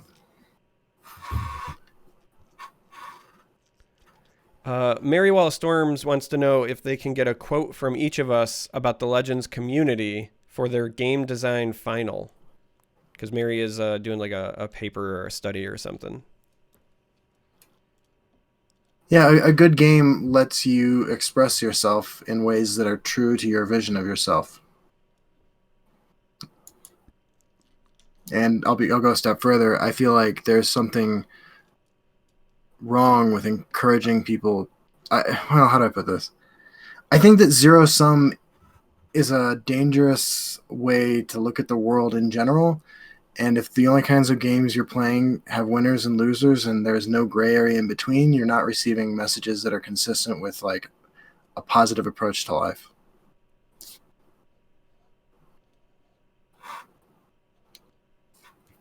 In other words, play Pandemic. I don't know what the fuck that is. Is that the one where you have to kill the world? No, it's the one where you're trying to save the world. Like there's a virus or a pathogen that's trying to destroy the world, and so it's a co-op game that's a board game. And I always think of that one because as far as like great design goes, it really does create stress, but like in a good way. So you play with other players, but it's like you against the board, right? So you achieve victory together, or like fail together, but like the winning and losing is like you as a group against the scenario. And I just always really enjoyed it because the way the game is designed in the later parts, like there really is this tension of like, is this outbreak gonna go wild or not? And they do a great way of making it like reflect that. So I don't know, I like games where it's like co-op against like the board, if you will. Like I really like Arkham Horror from Fantasy Flight Games, which takes like 3 hours to set up, 2 hours to learn how to play, and then everyone goes home before you finish the game. But I love that game because it's the same thing, right? It's like you all working together against the board, and it's just a different experience. I agree with that. I think that's one of the biggest things we lost of like this new age of gaming. And it's weird because like I think back to, because I've grown up with video games like Super Nintendo, like as young as I was with my mom. And like, it was always like even if you weren't like directly playing together, it was always meant, I feel like, to be a co-op experience. And then as games developed, they added the way to like 2-player everything. And it was always local co-op. And you figured like, this is how games are going to be forever. And the weird thing was, the more popular and easy and accessible online gaming has become, co-op as an idea has kind of just died. And I feel like that's when games are at their best. Like, I love cooperative games. It's a shame they've gone. I mean, I was going to say, I don't think that they've died. I just think that they're not monetized. And so game companies aren't as interested. Like Fortnite started as a co-op game. You know what I mean? And it was basically dead. And then they tacked Battle Royale onto their co-op game, and that exploded, and then they dropped the co-op. But like Fortnite was like you build a fort together with your buddies and defend against endless hordes. It was kind of like the Left 4 Dead mod. But like nobody cared. So I think that there are game companies that keep trying to do it. It just hasn't, I don't know, captured people's passion the same way. Sadly. Well, look, since the beginning of human history, and I'm sure like before then, the things that we need aren't necessarily the things that we gravitate to, right? I think the thing that separates, I think the thing that separates us is the opportunity, as you know, people living in a privileged position in a relatively comfortable, you know, setting, is the opportunity to do better than that. And so, therefore, I think we have at least for myself, like that means to me that I have an obligation to do so. Frankie asked earlier if any of us are wearing pants. I sadly am. Yeah, I've got jeans on. I guess shorts count as pants. I wear shorts 100% of the time that I'm not at work. Pete wants to know if anyone has tried the Marvel Champions Living card game, which is a co-op paper. I have seen it in stores, but I have not personally tried it yet. I don't know what that is. Yeah, I haven't played either. I actually never really got into physical card games besides like Yu-Gi-Oh as a kid. When I was a kid, I had a pack of Overpower cards. They were printed on this like nylon stuff, and I remember I kept it for years. Like, I don't have any idea how the game worked or anything, but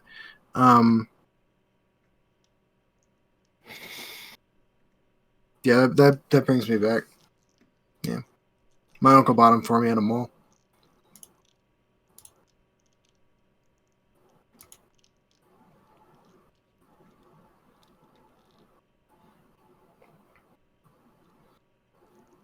Oh, Chaos Theory actually took off. I missed it, but they were getting kind of emotional, so... we have Justin Charmer DTB. Do you guys have an Instagram? I don't use Twitter and was wondering what other ways we could follow you. I technically have an Instagram account, but I don't. I follow two people, I think, my wife and Second Chance Center, and I also never check it.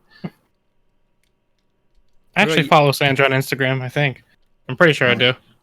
She posts some dope pictures, so it's I was just about to say, like, what about you, DTB? Do you have one? Or are you posting those gym selfies? I don't really post ever, but I do have one. For reference, the last time I posted a picture was when I got my car in May, and before that was probably equally long. Yeah, I average one like every 6 months. Wow, damn. Okay, I have one. I am not nearly as active on that as like any other platform because I don't know. Like when I'm trying to be more active because I've decided that like that can be an outlet for me for some of the other things that I enjoy. So a lot of it, like occasionally I'm sharing stuff that's gaming related and it'll be like screenshots of games or whatever. But a lot of it lately has just been like really weird or interesting nature photos that I take. Right. I'm trying to use it as like a creative outlet for the things that I personally enjoy just myself that I don't get to materialize in other ways, if that makes sense. So I do have one, and I'm just forewarning you, it's a mixed bag. Like you'll find pictures of my tattoos and behind the scenes stuff from esports things that I've worked, and then like, I don't know, coffee memes and then nature photos. Like it's that sounds on balance much more positive than your other social media presences. Well, yeah, because, well, anyway, because there's no text involved, so I can't say horrible things, Justin. That's... It's also a weird thing where, like, I know I probably should have an Instagram and be more, like, active on it for the whole purpose of, like, content creation.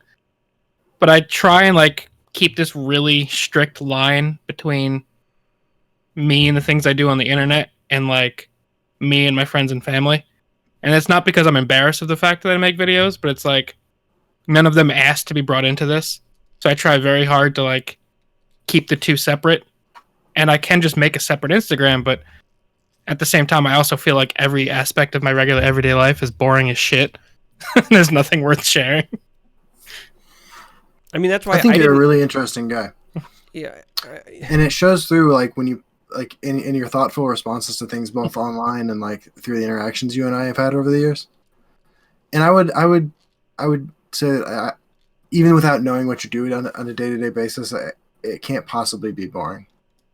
Yeah, because you see the world in a very accurate way, which I appreciate. I was just gonna say, like, I didn't have one for a long time, DTB, because I felt the very same way. But now that I've just decided that, like, I don't know, I treat my Instagram as something that's, like, kind of just for me, and doing things like whether or not I care whether it's what, like, people are interested in. Like, literally, I think one of my most recent photos is literally like a picture of berries in the forest or something. You know what I mean? Like, whatever, just do it and see where it goes. Not everything you need to do needs to be for the content creation stuff, you know?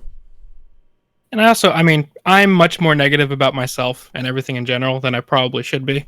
Like, something that I find completely mundane and nobody would ever find interesting, there's a chance that, and I even hate using the word fan when it comes to content creation, but there's a chance that somebody who watches my stuff and enjoys my stuff may find something I'm doing, like, incredibly interesting, even if it's just like, this is what I'm having for lunch today. And I may think that's stupid and ridiculous, but that doesn't mean that other people don't care. But that's just me being overly negative. You have to internalize that message, then. That's the struggle, right? Yeah. Yeah. Well, and you have to internalize it, but I also, like, from my end, DTB, like I said before, I view games as art, and I view a lot of things as art, and I really feel like how people individually connect with things is up to them, and they'll take out of something what they want to get out of it. And I've started very recently, I'd say like in the last 6 months or so, trying to have that be my new mantra, which is not I'm trying to create things for an audience, but instead just like I'm trying to create things, and if people connect with it, then great, that's up to them, right? At the end of the day, like it's their experience. So like if I want to post some pictures of, you know, trees or whatever, and if that connects with somebody, then great, and if it doesn't, then that's cool too, you know? Doesn't have to be for an end goal. Galvies wants to know, well, I mean, the long was regardless of how long you guys saw the end coming, but they basically want to know, you know, how upsetting the news is to us personally, because it really saddened them when they found out.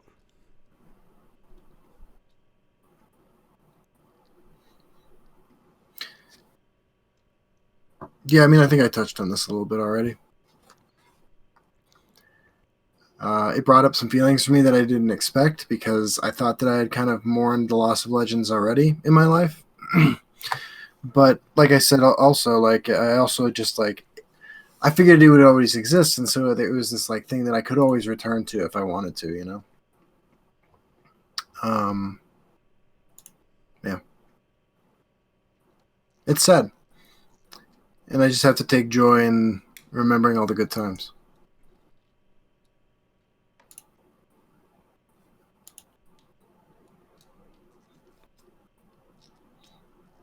Are you allowed to be sad, DTB?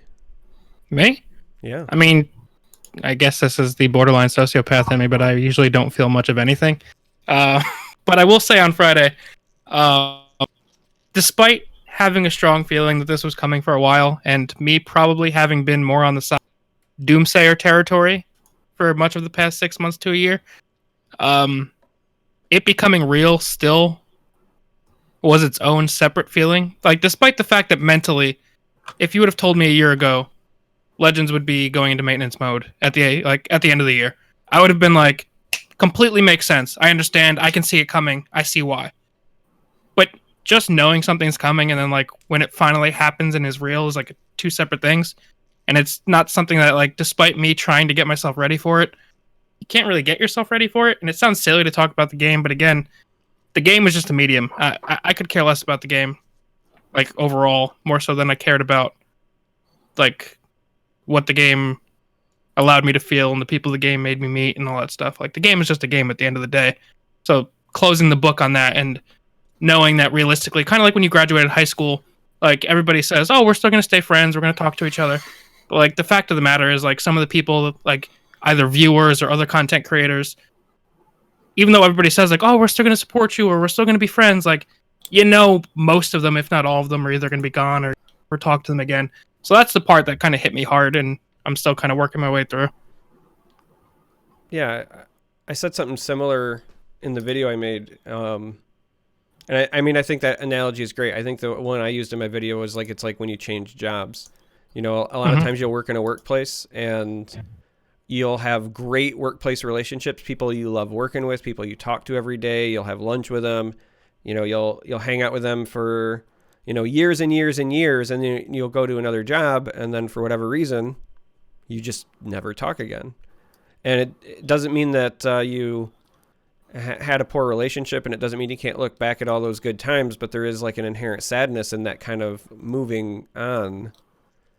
And that's kind of the way this feels, right? The game will technically still be there, right? Servers will still be up. You'll still be able to log in, but many of the folks will have moved on. And unless your paths are crossing again or whatever, then there's a good chance that you will not interact with those people. And you certainly are less likely to do it with the same frequency. And so like understanding, it's just like you said, that those social interactions are ending, I think is the saddest part, right? Like that is the part that's hardest to reconcile. The game is just a game, and it could be, checkers or tic-tac-toe or whatever. But the reality is that it was just a medium for, all the fun and shared experiences that we had socially. So yeah, it's a bummer. I want to reiterate too that it's okay that it's okay that people come in and out of our lives. That's okay. Nothing is forever. And learning to be okay with that is a journey that like I'm still on, with everything, but that's okay too. Somebody wants to know if any of us played D&D. I played some dungeon. I played a little bit when I was in prison. I played once for a required course for my game design degree in college, and it was fantastic. I never played again. I used to play very heavily and have not for about the last 3 years. But there was probably a 5 or 6 year stretch where I was going at least once a week to like a dedicated group.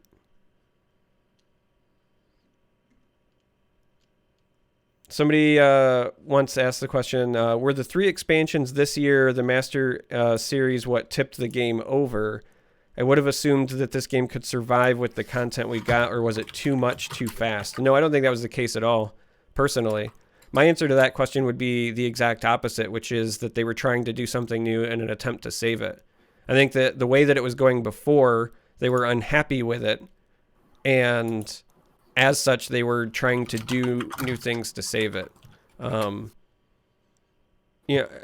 I mentioned earlier, right? Like the reason that Legends is going into maintenance mode at the end of the day is going to be a financial reason. If it was making money and it was going well, then Bethesda would keep it going, right? And it's kind of the same thing throughout Legends history. If things were going well with and they were happy with the state of things with Direwolf, then it would still be with Direwolf. And then if things were going well with the rate of content, then they would have stayed at that rate of content. If things were going well with this or with that, anytime you have seen them do something different, it's because whatever it was, right, that was happening prior to that, it was just not working.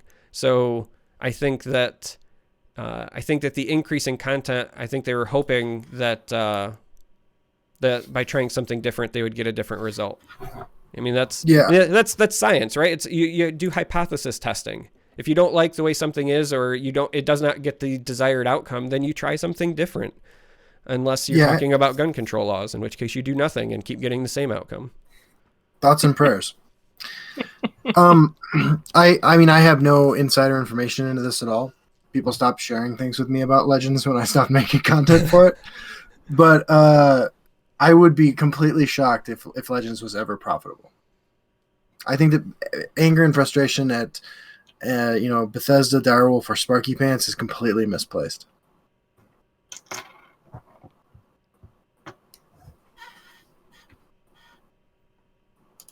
We got a, let's see, a Justin, you're so pure.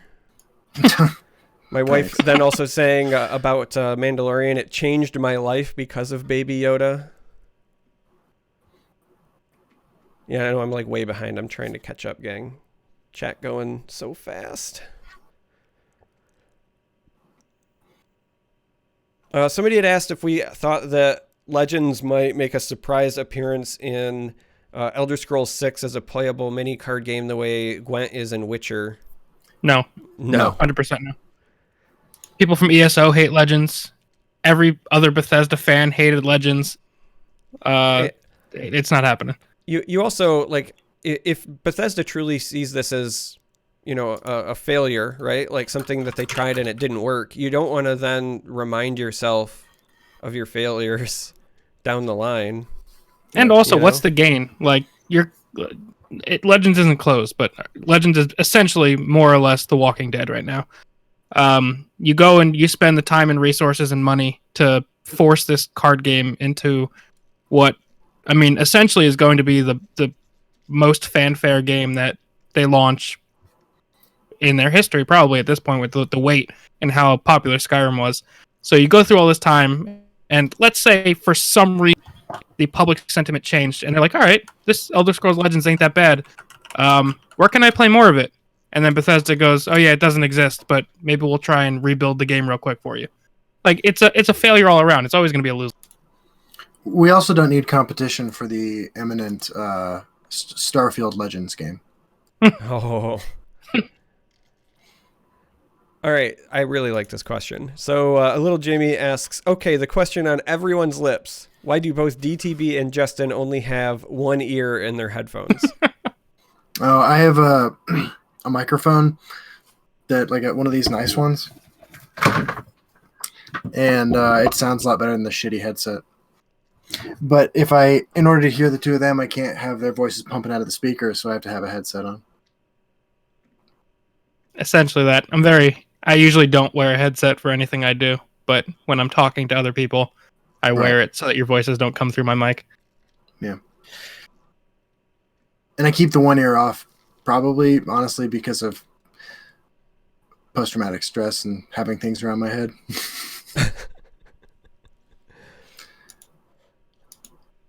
Zombie Hunter wants to know if Justin and I would ever consider just doing a regular chill and chat podcast to, and I quote, just shoot the shit, talk nerd and politics and etc. I'd watch it. I'd love to. Yeah, that would be a wild ride, man. Because then we wouldn't have to worry about people telling us not to say things. Yeah. That's something I'd definitely be down with. I have some passions that are pretty important to me, and anything I can do to bring light to them, I think, is something I'd be willing to do if it's something I could do in a healthy way. So, yeah. I mean, I'd love to, even if it was just something that was themed, right? Like, I would do a criminal justice reform podcast as somebody who, my first degree was in criminal justice, and I wanted to be a cop at one point in my life, and then decided that was not for me. And, as somebody who, has family who has served a lot of time in and out of various jails and prisons, like it's incarceration has been an active part of my life, even if I have somehow managed to avoid it. In all honesty, when you look at the surrounding influences I've had in my life, it's kind of a miracle that the closest I got was like handcuffed in the back of a car but wasn't fully arrested. Like, it's literally a miracle. Yeah, that's something I honestly we should talk about off stream, because I'd be interested in something like that, and I might have a platform for it too. So I guess the answer, Zombie, is maybe.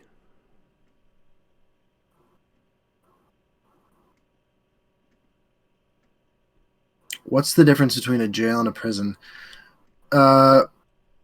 Prisons are run by state agencies, and they're for felony sentences. Jails are run by local municipalities and counties and cities, depending on the size of the area, and they are for misdemeanors. So you usually spend a lot more time in prison. Yeah, so like a lot of that depends on jurisdiction and law. So like here in the state of Michigan, for example, if you're going by state laws, you spend time in jail essentially for misdemeanors, and a misdemeanor has like a maximum incarceration time of 1 year or less. And then for felonies, you go to a state prison, and those are for anything that are like greater than the year. And those are for state laws. Federal laws, obviously a different entire judicial system, and then you go to like federal prisons in those cases, and so on and so forth. But Gyro Captain has a good point. Jail is also where we keep people who can't afford to bail out while they're waiting trial. They're repositories for our poor and mentally ill. Grognak says, a long time ago, you wanted to stream board games. He's talking to me, Charmer. You wanted to stream board games. Any chance you still might do that in the future? There's always a chance. I've been slowly collecting the equipment required to do so, and I still have a dedicated space here in my office to do just that, but I still don't have all of the equipment yet. So the problem is that, you know, like life is expensive, and I don't know if a lot of people know this, but I'm like, we live in a single income household. My wife was a preschool teacher before we had kids. And when we had kids, she decided, I left it up to her because I supported her either way, but we essentially like looked at the idea of, do we want to have her work to essentially pay for daycare, or does she want to stay at home? We decided that we would rather have us raise our kids than strangers. So she stays at home. So it's just me. So sometimes money is tight, and I can't buy all the fun toys that I want. So if I ever get the equipment, then yeah, I'll definitely set it up, and I want to do it. I've got a full closet full of board games, and I have a space, but like lighting, to pull something like that off, lighting is different, and you need multiple cameras, I think, to catch proper angles. And it's a big difference between like just this microphone in front of my face versus a microphone that's going to capture quality sound for, 4 or 5 people sitting around a table. So it's a different setup. I'm still working on it. I haven't given up on it. You need some sponsors. Yeah, but that's the old like catch-22, right? People don't want to sponsor you until essentially you don't need the sponsor, right? They want to sponsor people that are successful, and then once you're successful, you don't need it. I've heard a lot of celebrities. I've heard a lot of celebrities say, like, when I needed things the most, I couldn't get anything, and now that I have all the money I could want, I get everything for free.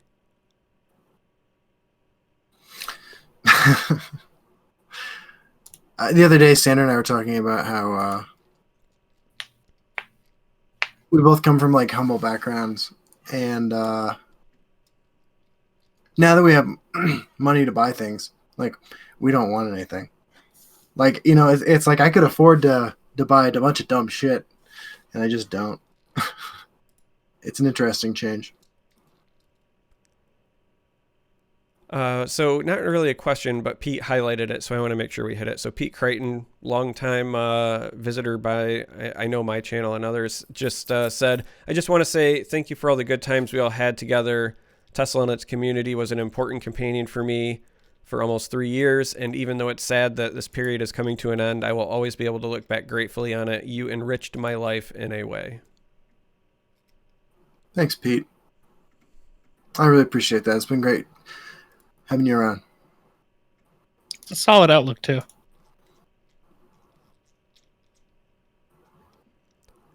Super Carlos, play the soundboard Time to Fight. I just want to hear it one time.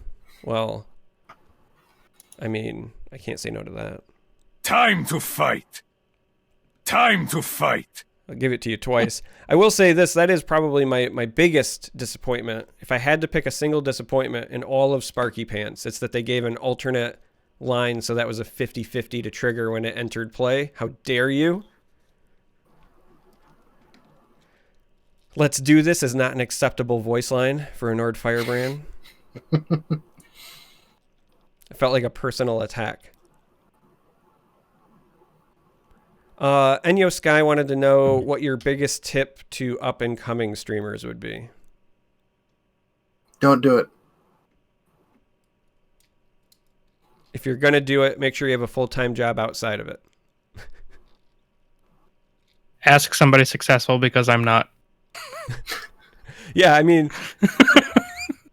Let's be real here. Like, this is actually like a good thing to point out, right? Like you got one person saying don't do it. I'll probably be like the least conservative when I say you have a job, but like let's be 100% honest here, right? Like, you know, I'm a Twitch partner and I have a good relationship with like AAA companies and I have a lot of opportunities, and I'm still working 40 plus hours a week at a day job to maintain, you know, my life status where I still can't even get enough toys for my streaming of board games and so forth. So success, my tip would be just do it because you like it. Don't chase anything. If you're gonna do it because you have fun with it, and don't focus at all on anything else, or it will eat you alive. And I've also always said that the people who want to actually, or the people who manage to do this for a living, you usually need to fit into one of a few very specialized circumstances. The first is get wildly lucky. Yes, hard work is a part of it, but the first is always get wildly lucky. But also, like, especially streaming, where the easiest way to succeed streaming isn't always quality, it's consistency and length of time streaming.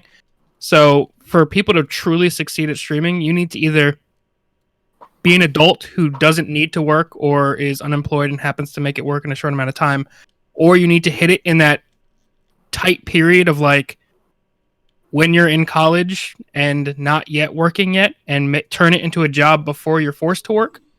Like, I can say since I was 14, even like playing football and doing whatever else for school, I had to work back then because that was the only way I was going to have money to do anything.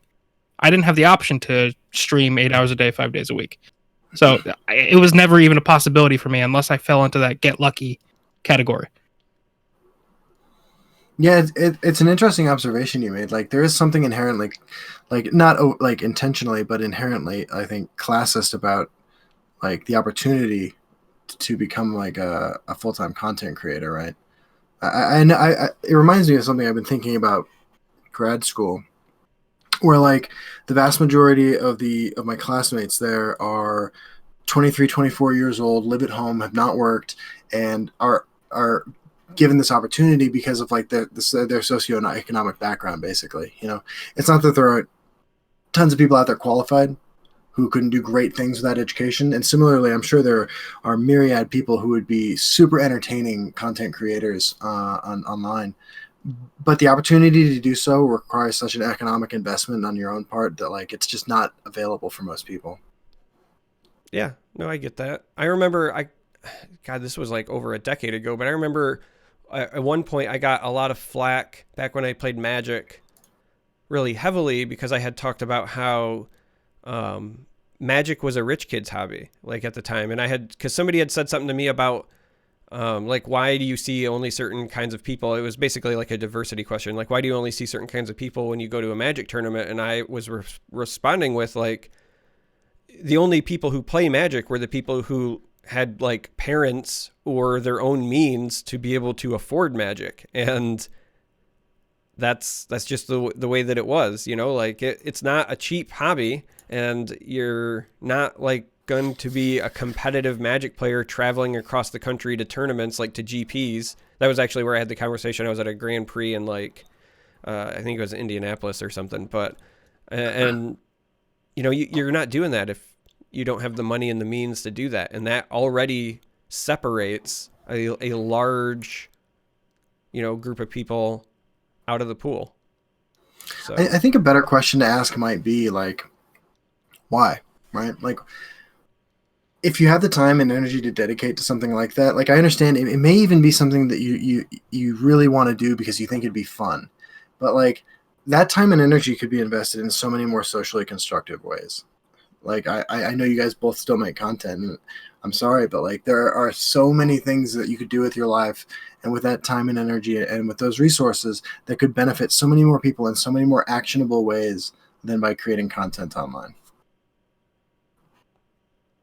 Well, I mean, the answer to that would be the same thing that I said the last time we had that conversation, which is it's the same reason why anybody plays sports as a hobby or does anything else, right? It's your own personal, at least that's the way that I view it, right? Like this is my decompress time. Oh, 100%. You know, like I I do this because I enjoy it and not because I expect anything else out of it. And I need this time to make up for the other things that I do. I've said this to you before, like I can't crusade 100% of the time in my life. And I spend all day working at a job where I'm trying to give back to my community and make things better and dealing with the stress that comes with that. And then when I come home, like, I just don't want to do that again. Like, I just can't do that again. It's exhausting. Because when you're trying to do those things, in my opinion, Justin, like when you're trying to make the world a better place, you cannot do that without caring about it.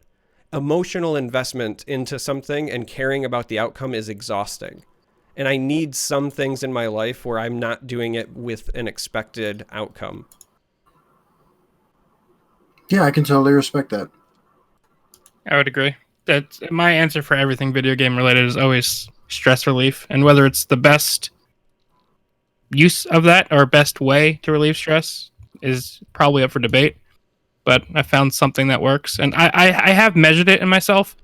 And I guess maybe there's an argument that you could also make that it's withdrawals as well. But I would always say that, like, if life gets busy, because life happens, and let's say I go full week where I don't get any me time, and maybe it's not even the video games, maybe it's just a chance to, like, me sit down and just be in my own head. But if I go like a week without any of that time, I can feel that stress building up. So I guess video games remain as an extension. Making videos was just, I found something that unloads the weight of the world at the end of the day. So I pack on it.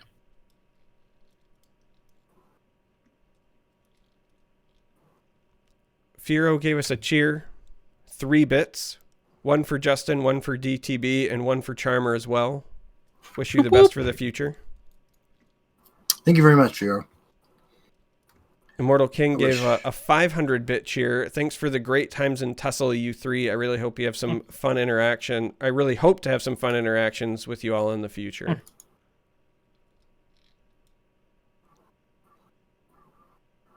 Yeah, I appreciate that a lot. Thank you. I look forward to continuing to communicate with you in the future. A lot of the European crowd saying goodbye to us in chat because they had to go to work. Because it's they're 6 or 7 hours ahead of us right now.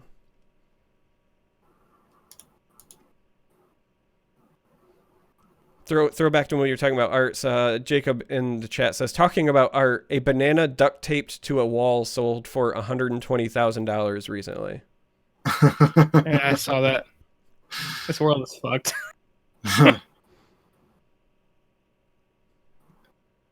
Yeah, again, I'll just say I don't know what's good and what's bad. I just know what I like.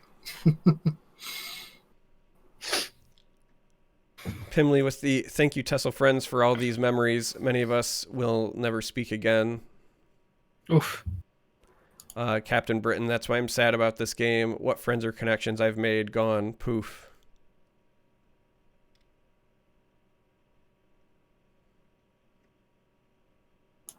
We're still here.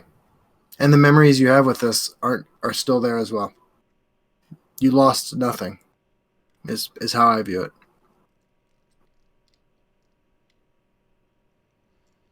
Yeah, Silverfuse in chat echoing kind of what we've been saying, where she remembers Jason, TDC Jason, talking about Magic being a way to talk and be with friends and other people, and how that was more important than the game itself. And I would agree with that. I mean, that's the same reason that I went to like D&D for so many years. It's the same reason I raided in WoW. It wasn't because I was like, oh, I really want to do this raid. It was, I want to go hang out with 20 of my friends and have a good time and laugh and...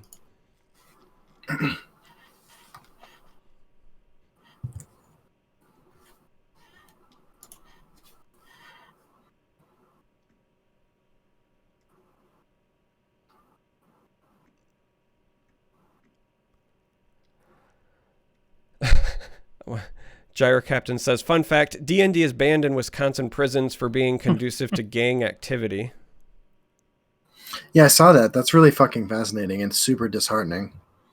I think that all sort of creative exercises in prison present opportunity to do like this sort of vision crafting that is really like just like in some ways spatially limited in prison, because while you certainly have an abundance of free time, like the things you're presented with to like stir your imagination are limited to bricks and mortar and cement and a few patches of grass in most instances.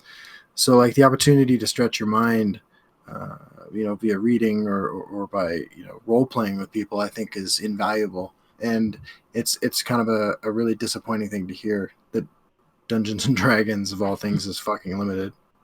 I'd be interested to hear like if they had data that it actually promoted gang groupings, because I think of it on the level of, I mean, a couple things. Of like, A, it's a very safe and productive hobby to have while in prison, I'd imagine. But also B, I know nothing about the psychological side of this, but I'd imagine that a lot of people who end up in prison either wind up there because of either social backgrounds or economic backgrounds, or maybe they were even in a gang, or they were told they have to be some sort of person and they wound up where they are today. And I would think that giving them the opportunity, even if it's like a ridiculous fantasy centaur that casts magic, whatever, I would think giving them the ability to step outside of like who they are and imagine themselves as somebody else would be a nice step in the healing process. I don't know the psychology behind it, but that would be my guess. Logically. Well, so it's I'll take a shot at this, DTB. It's twofold. The first is you can make a logical argument where it is potentially bad to create any scenario where you have a group of prisoners hanging out in like a circle or together, and even if it's for fantasy reasons, saying something like, all right, guys, now I'm going to roll to kill the guards. Because you're working through some dungeon. But, like, jokes aside, right? The reality, and it's a sad reality, and I'm going to try not to beat this too hard, but prison in the United States is designed, to be punitive and not reformative. And so they don't care about whether or not you have fun or honestly, even if you're a human being. And so they have no problem with telling you no, especially if it's something where you might be having fun. Yeah, I agree.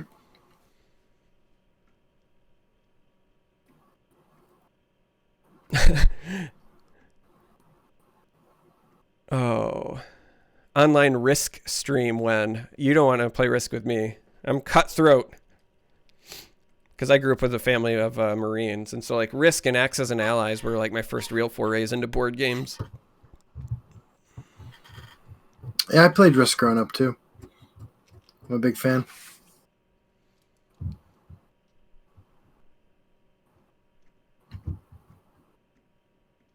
I'm catching up to the part where I was complaining about time to fight, and there's a lot of let's do this in the chat. How dare you?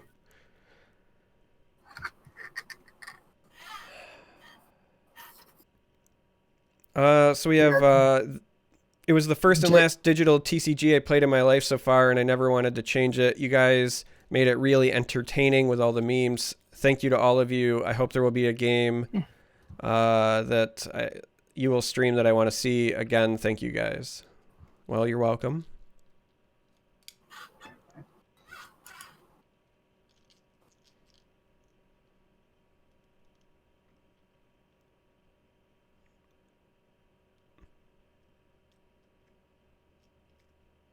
I'm almost caught up to chat. Or at least I think I am. I actually don't know.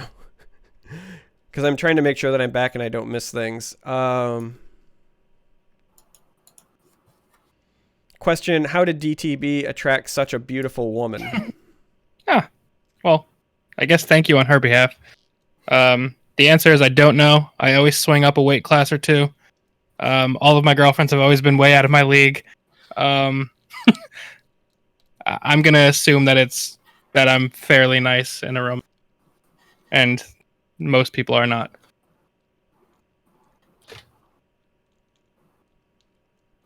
But yeah, she is a stunner.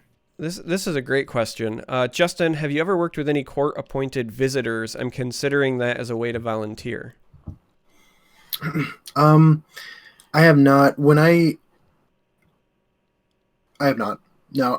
Most of my inreach is to prisons and to facilitate or co-facilitate groups, or to do like participate in resource fairs. Other than that, my only work inside like the system has been with like appearing before parole boards to advocate for people's release or parole, or to fight against revocation. People need visitors, though. The saddest days in prison are Father's Day and Christmas because people spend the entire day thinking about what they don't have. And so when somebody comes up there and visits them and reminds them that they're human beings, I saw an interesting statistic one time about how in the weeks leading up to a planned visit from a loved one, incidents of like write-ups go down, punitive write-ups go down because people are determined to get that visit.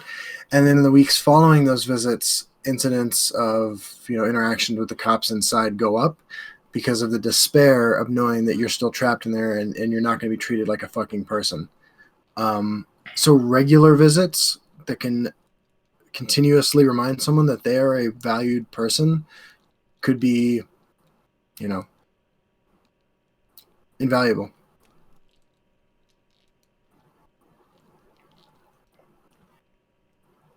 Nakami highlighted a message that literally just says this is a highlighted message. I'm assuming that was in response to the last time I read one. Somebody wanted to know who your favorite deck builders were. Go. Yakiniku Party. Corey Millhouse. And myself. DTB? Yeah, I'd say the only person that was public with their decks that played the kind of shit that I played was Justin, for the most part. But I mostly exclusively played just weird shit. For me, it's actually funny because it's almost like copying homework, but it was literally Josh and Paul, so Maricon and Raptor. Like, they had the inside track because they were devs, but I felt like every time I paired against them, they were playing something non-traditional on the ladder and doing well with it, right? Like, Maricon was one of the first times I saw crazy altar decks. Right? Yeah, Raptor was the first time I saw that unrelenting siege monk, right? Like, it was always something that those two were doing that was really, really cool.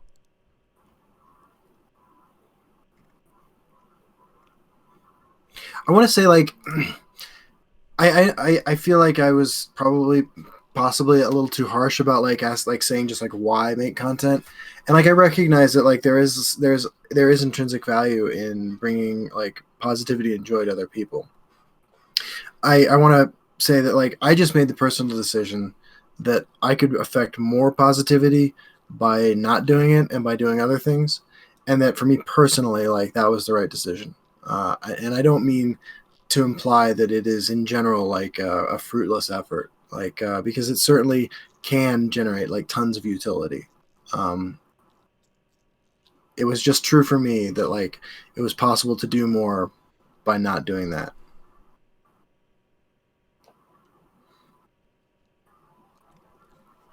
Grognak with the heartfelt. I want to thank you guys as well. All three of you have had an effect on my life ever since I started playing Tussle.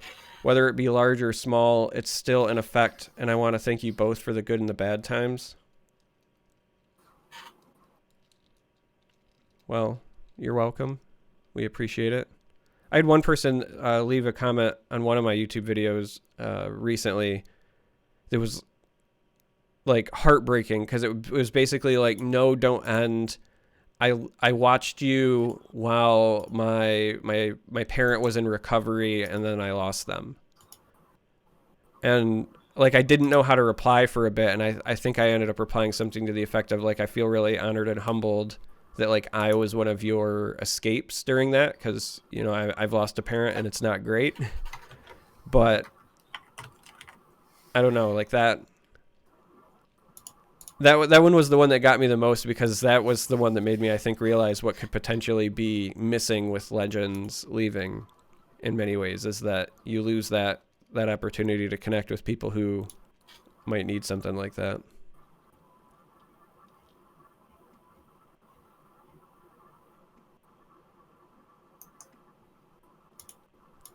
Morris Neck says, with a cheer no less of 5 bits, I'm interested in seeing what direction Charmer's content is going next. Even if it's not the game that brought me, I'm staying because I love the community.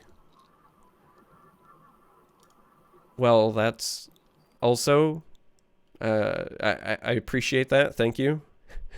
I was joking a bit earlier. I might have been off the broadcast, but like I'm already hemorrhaging subs on YouTube because people are checking out now that Legends is done. And so when people are like, hey, I'm going to stay for you, that feels like really, really good. But I was joking because I almost never look at numbers, and I only noticed it because YouTube like changed something. And so now when you go to the studio, there's like this summary thing.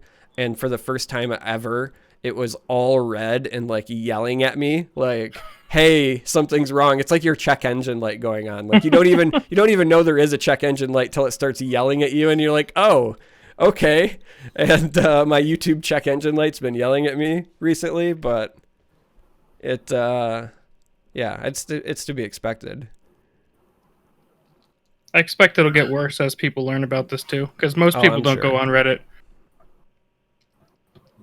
Good. Right? Oh,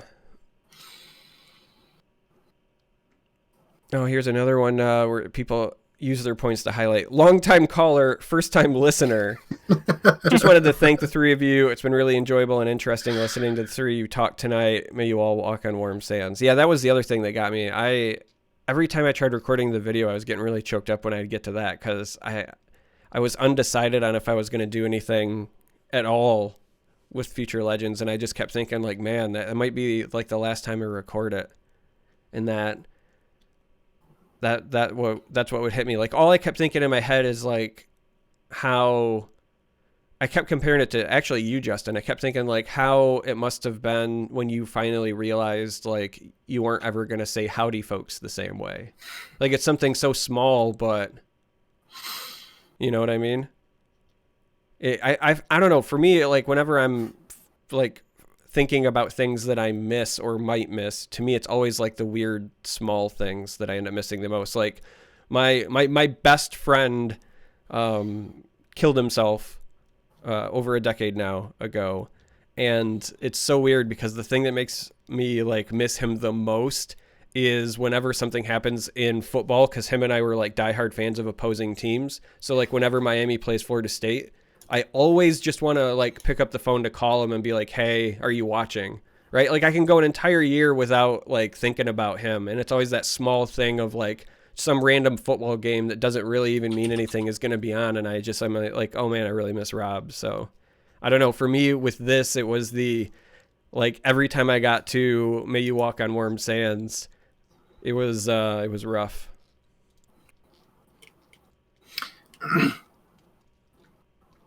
Yeah, I went through when I quit making content. I mean, there were days when like I cried and I thought about like never saying howdy folks again, you know, or see you on the ladder or any of the other things that I said. And that's okay too, because like mourning things is an important part of the process of moving on.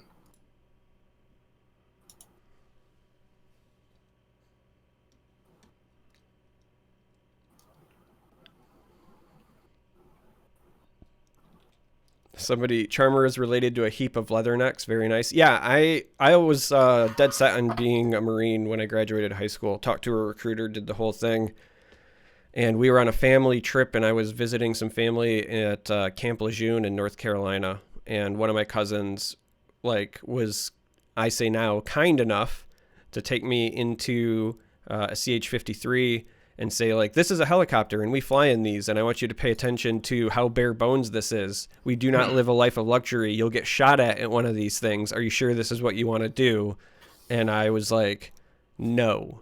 But like literally so many members of my family were in the Marines and or worked like in some sort of public service capacity that I was just dead set. And that's actually why I pivoted. And then I was like, all right, well, instead I'll be a cop. Because like the idea was I just wanted to like serve my community. So I felt like if I couldn't serve my country, then I just wanted to serve my community. So instead I went to a local community college to get a 2-year degree in criminal justice because I wanted to be a cop. And then the market was flooded because our state had just laid off like 150 state cops. So I was having a hard time finding a job, and I ended up working for my local police department, but I worked doing 911 lean and dispatch. And then when I worked there and I got to see like the inside aspects of the job and of the system and the things that came with it, like it was not for me. So, well, and like I also, when I was training for 911, I asked a trainer, I said, hey, have you ever talked to anyone you know? And they're like, no, like I've worked here like 7 years and I've never taken a phone call from anyone you know. And like in my first year, I legitimately, like I talked to the hospital because my Uncle Eber had died in the hospital and they were trying to get a hold of my aunt. And when they do that, they call the police department to send a cop to go knock on a door. And I was the person that they got a hold of. And then I talked to my mom trying to report a fight at a local park. And when she called and I was like, 911, what's your emergency? She goes like, oh, is this Derek? Yeah, 911, what's your emergency? And she goes, well, I don't want to bother you at work, and then hangs up on me. And a very close friend of the family got hit by a car had a car accident, and it was the father and the son, and the father, we called it Big Randy. Like I literally listened to him die on the phone. And I talked to my Aunt Marilyn when her house was being broken into. And it was just a horrendous string of events combined with a lot of things that once I got in, I was not necessarily a fan of as far as the system went. And so that's why I went back to school, and now I serve my community in different ways. But like I was almost a Marine, and then I was almost a cop, and now I do other stuff. My dad left from Lejeune to go to Iraq. That's where he was at during Desert Storm. My cousin Tom left from Lejeune to go to Iraq, and then my cousin Ted also did. But Tom, he was the older brother, so he went for Desert Storm, and then Ted went for the second round trip, Iraqi Freedom. Ted was... I love my cousin Ted, but I think he was definitely impacted because like he was a pilot, so he was very much comfortable being in the air. But for his deployment, they make pilots do a round of what they call FAC duty for forward air control. So you're like on the ground helping the ground units call in airstrikes because you're a pilot and you're familiar with that. And I don't think ground service settled with him the same way that like being a pilot did. So yeah, yet another reason why I'm very glad that Ted talked me out of it at the time. On a lighter question, Justin, do you have any supplies from your crazy costumes left over? Oh yeah, I still have all of them. I thought hard about putting one on for tonight actually, but I figured that it wasn't like that felt like a move that would have been about me, and this is about saying goodbye to all of this. So. But yeah, I mean, I can see right now actually the costume from the dance video. Well, related to that, by the way, so this is another comment. By the way, thanks Justin for coming to the stream even after you stopped making content. This is a gesture of honor. Oh, well, thank you very much. I felt like we should do this together, and I needed it too. So.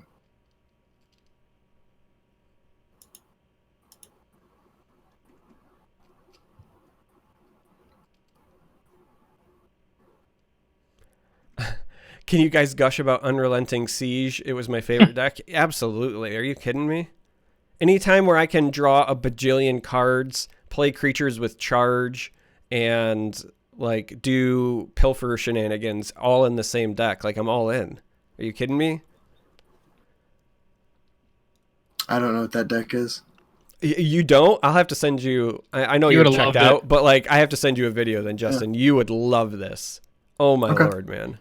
That's all I could think about when I saw Unicorn. I was like, this deck is going to go from like fringe meme to like okay-ish. And that's all I needed in life. Yeah. It's a heap of fun, Justin.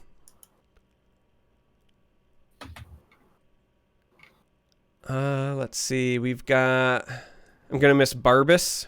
I ran that good boy in every deck. My little buddy is named after him, and he'd freak every time I would say his name.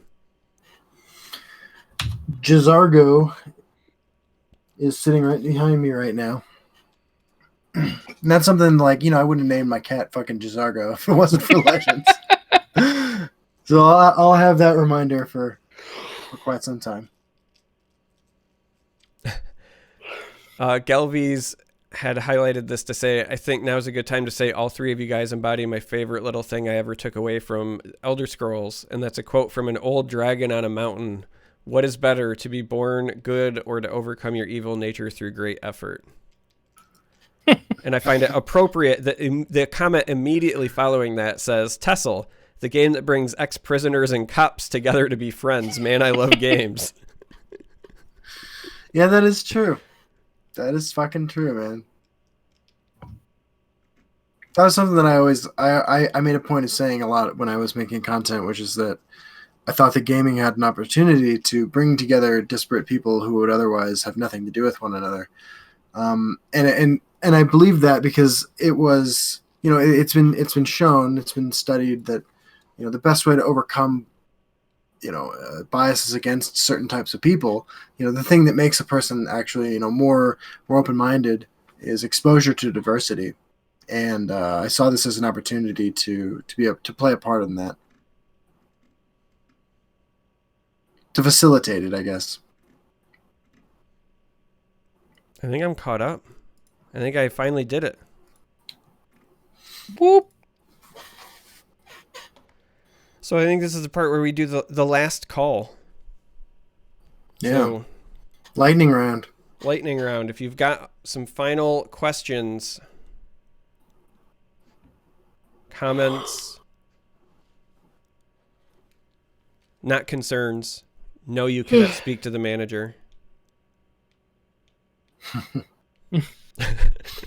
All right, Karen.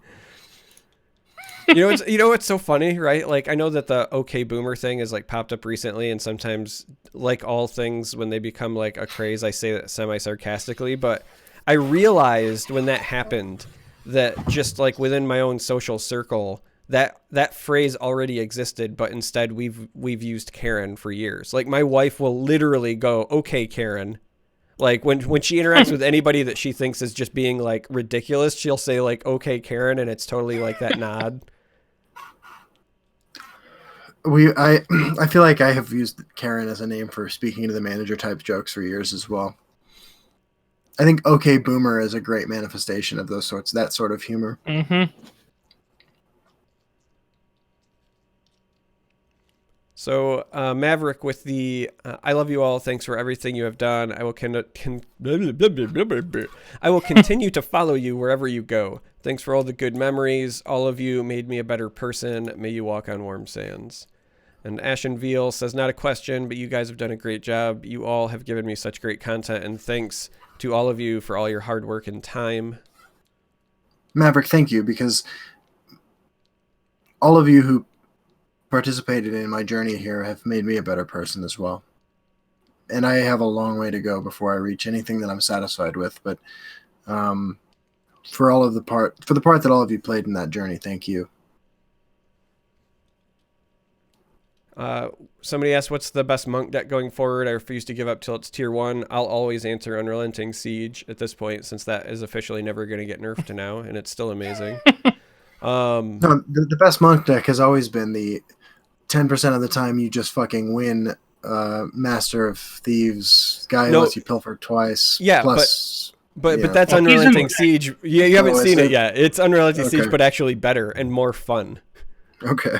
Because you draw a bajillion cards. Like, it's amazing, Justin. Right. I'll send you a video. You'll love it. Thank you. There was a couple more. You're all great people who gave us a ton of memories that I know I'll never forget. So one last thank you, guys, for the good times. I've enjoyed watching all three of you over the years. I hope you all find great happiness and move on to greater things. Immortal King with the hard questions. Okay, people, orange soda or grape? Oof. It's not even orange. Orange. Yeah, orange. I like them both, and I've had a lot of really good ones and bad ones of each. But in general, I'd say it's easier to get a good orange soda than a good grape soda. Yeah. But if you like grape soda, then you don't even like grape soda. You like purple soda because it doesn't taste like grape. Oh no, not at all. But tastes like purple. It does. It fucking does. Morris Neck, pineapple, does it go on pizza? Yes. Yes, absolutely it does. Put whatever the fuck you want on your That's pizza. exactly the right answer, DTB. Yes, anything you want goes on pizza. Again, if you haven't got that from any of us tonight, live your life the way you want to. If it doesn't hurt other people and it doesn't hurt yourself, do whatever you want. Like, we're adults. Yeah. No harm, no foul. That's... thank you guys. You were the best Tussle content creators that have ever been. Watched your vids for a long time, and they will be missed. Peter, so Sloppy Greek, Peter Generos. No questions. It was a pleasure to work on this game. You are all great, and thanks for the opportunity to be a latecomer to the game and be so welcomed. It was a great experience, if a bittersweet ending. IB2000, I named my cat Jazargo because when I had lunch with the Direwolf guys years ago, and we talked about, like, so one of them asked, like, hypothetically, like, if there was a set in Skyrim, like, what kind of cards would you expect to see? And one of the things I named was Jazargo, and it's a great name, and I really enjoyed playing Skyrim. I played Skyrim like I played Legends. Like, I've never fucking completed that game. I have no idea where the story goes, but I've crafted a million fucking potions and explored the world a bunch of times. And when Jazargo was released as a card, it just made sense to me. You know, it was perfect. And I love him. He's a beautiful, wonderful cat. Gyro Captain with the thanks for doing the send-off, guys. I didn't realize that I kind of needed it. Yeah. I didn't realize that I kind of needed it either. I kind of, like, when I first messaged Justin about it, it was like a knee-jerk reaction, but then the more, like, after we'd agreed to do it, the more I thought about it, the more I was kind of happy that we were doing it. Yeah, it's wonderful. Thank you, guys. That was a part of my day to watch your YouTube Tussle content for months. Find something that makes you happy. Oh, this one's for Galvies. Holy shitballs.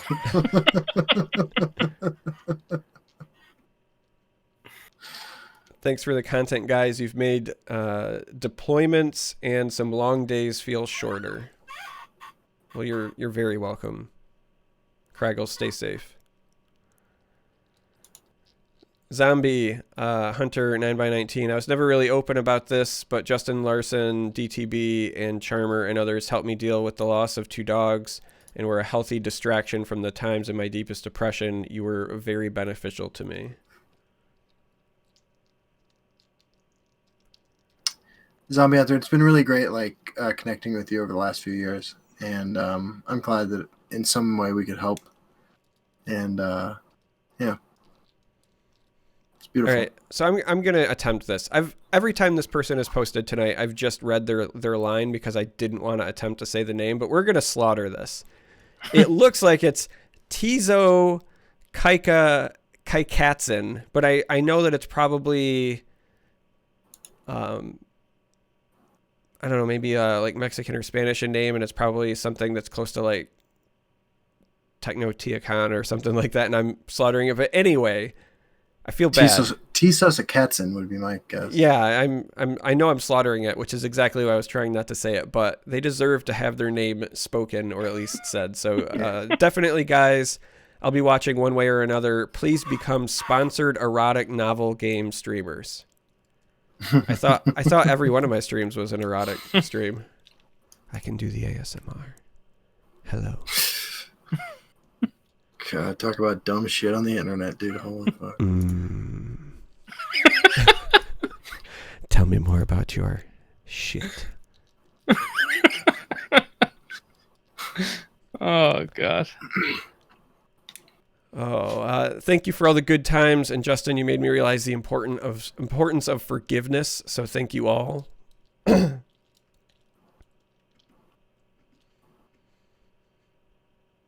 More love you, Justin. Justin, you just reminded me of your sudden vid endings, nostalgic. Yeah. Shunara with the all right. It was a blast watching all you guys on Twitch and YouTube, but most importantly, I'll never forget getting banned. Except for here. I never banned Shunara. I was the one safe haven. I was a safe space for Shannara. We were a Shannara tolerant channel. Dawnbreaker, thank you guys. You've helped me through my depression, my mom's death just before my son was born, and my son's colic in between his nap times. I loved watching all three of you and still do. I'm really going to cherish the memories. I'm sad Tesla's on life support. Take care, you guys. Thank you.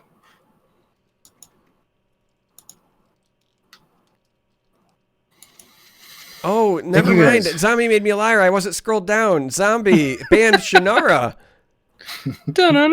He then removed the ban. I like the Sports Center. Zombie banned Shannara. What a way to make me a liar. No. Wow. Oh, that's it. You're fired.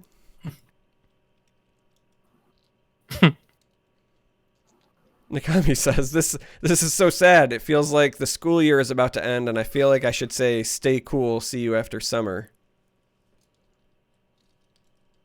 You know, actually, I think I prefer that analogy the most, because that one implies that we're all coming back together again. Yeah.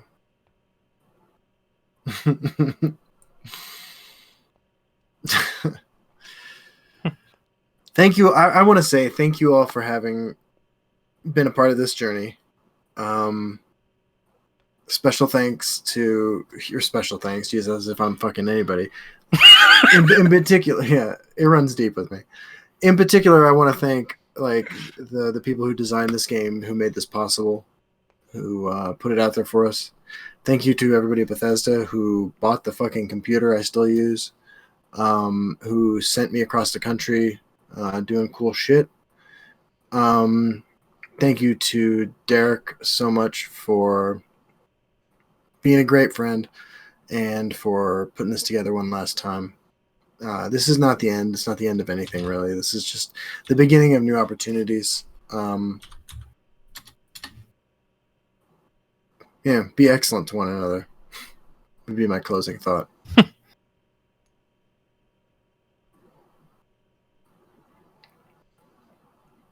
This is your cue, DTB.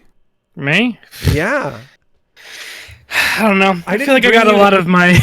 I didn't bring you on the show to be handsome. I mean, you're doing a fine job, but I need some more from you. I don't know. I feel like I got a lot of my, I guess, overall closing thoughts on the negativity side of this out in my video. Not even negativity about the game, but like the sadness of quote unquote saying goodbye. But over the last couple days, I've kind of tried to swap to a more, I guess, optimistic outlook, which is kind of uncharacteristic of me. But like, I've been trying to focus on like, out of all the content creator friends I have, like, even though I won't talk to many of them, I'm sure at least one or two of them is going to blow up in the future. And like, I'm excited to see who that is. And like, the viewers that I don't see anymore, they're going to go find some other game that they love or some other content creator they love to watch, or maybe they're done with YouTube and they go do something else. And like, trying to think of like all the cool things that people are going to do after this. And I'm excited to see that both for everyone and I guess myself, but I won't be watching myself as much as I'll be living myself.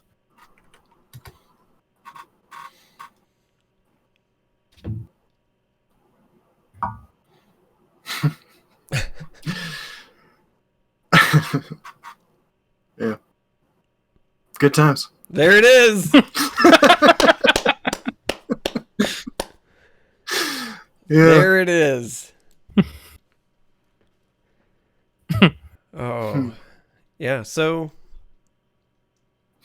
I guess I guess that's the official end. I guess that's where we end it, or at least where I end the recording. Right? We say, "This is it." Yeah. This is a series finale, so there is no. And I'll definitely see all of you on, life's ladder. I'm not. I know that sounds so fucking stupid, but like, I'm serious. Like, this experience has taught me that I'm capable of more than I thought I was, and I look forward to, just as if like it's in the high school metaphor. Like, I look forward to seeing where everybody ends up tomorrow, a year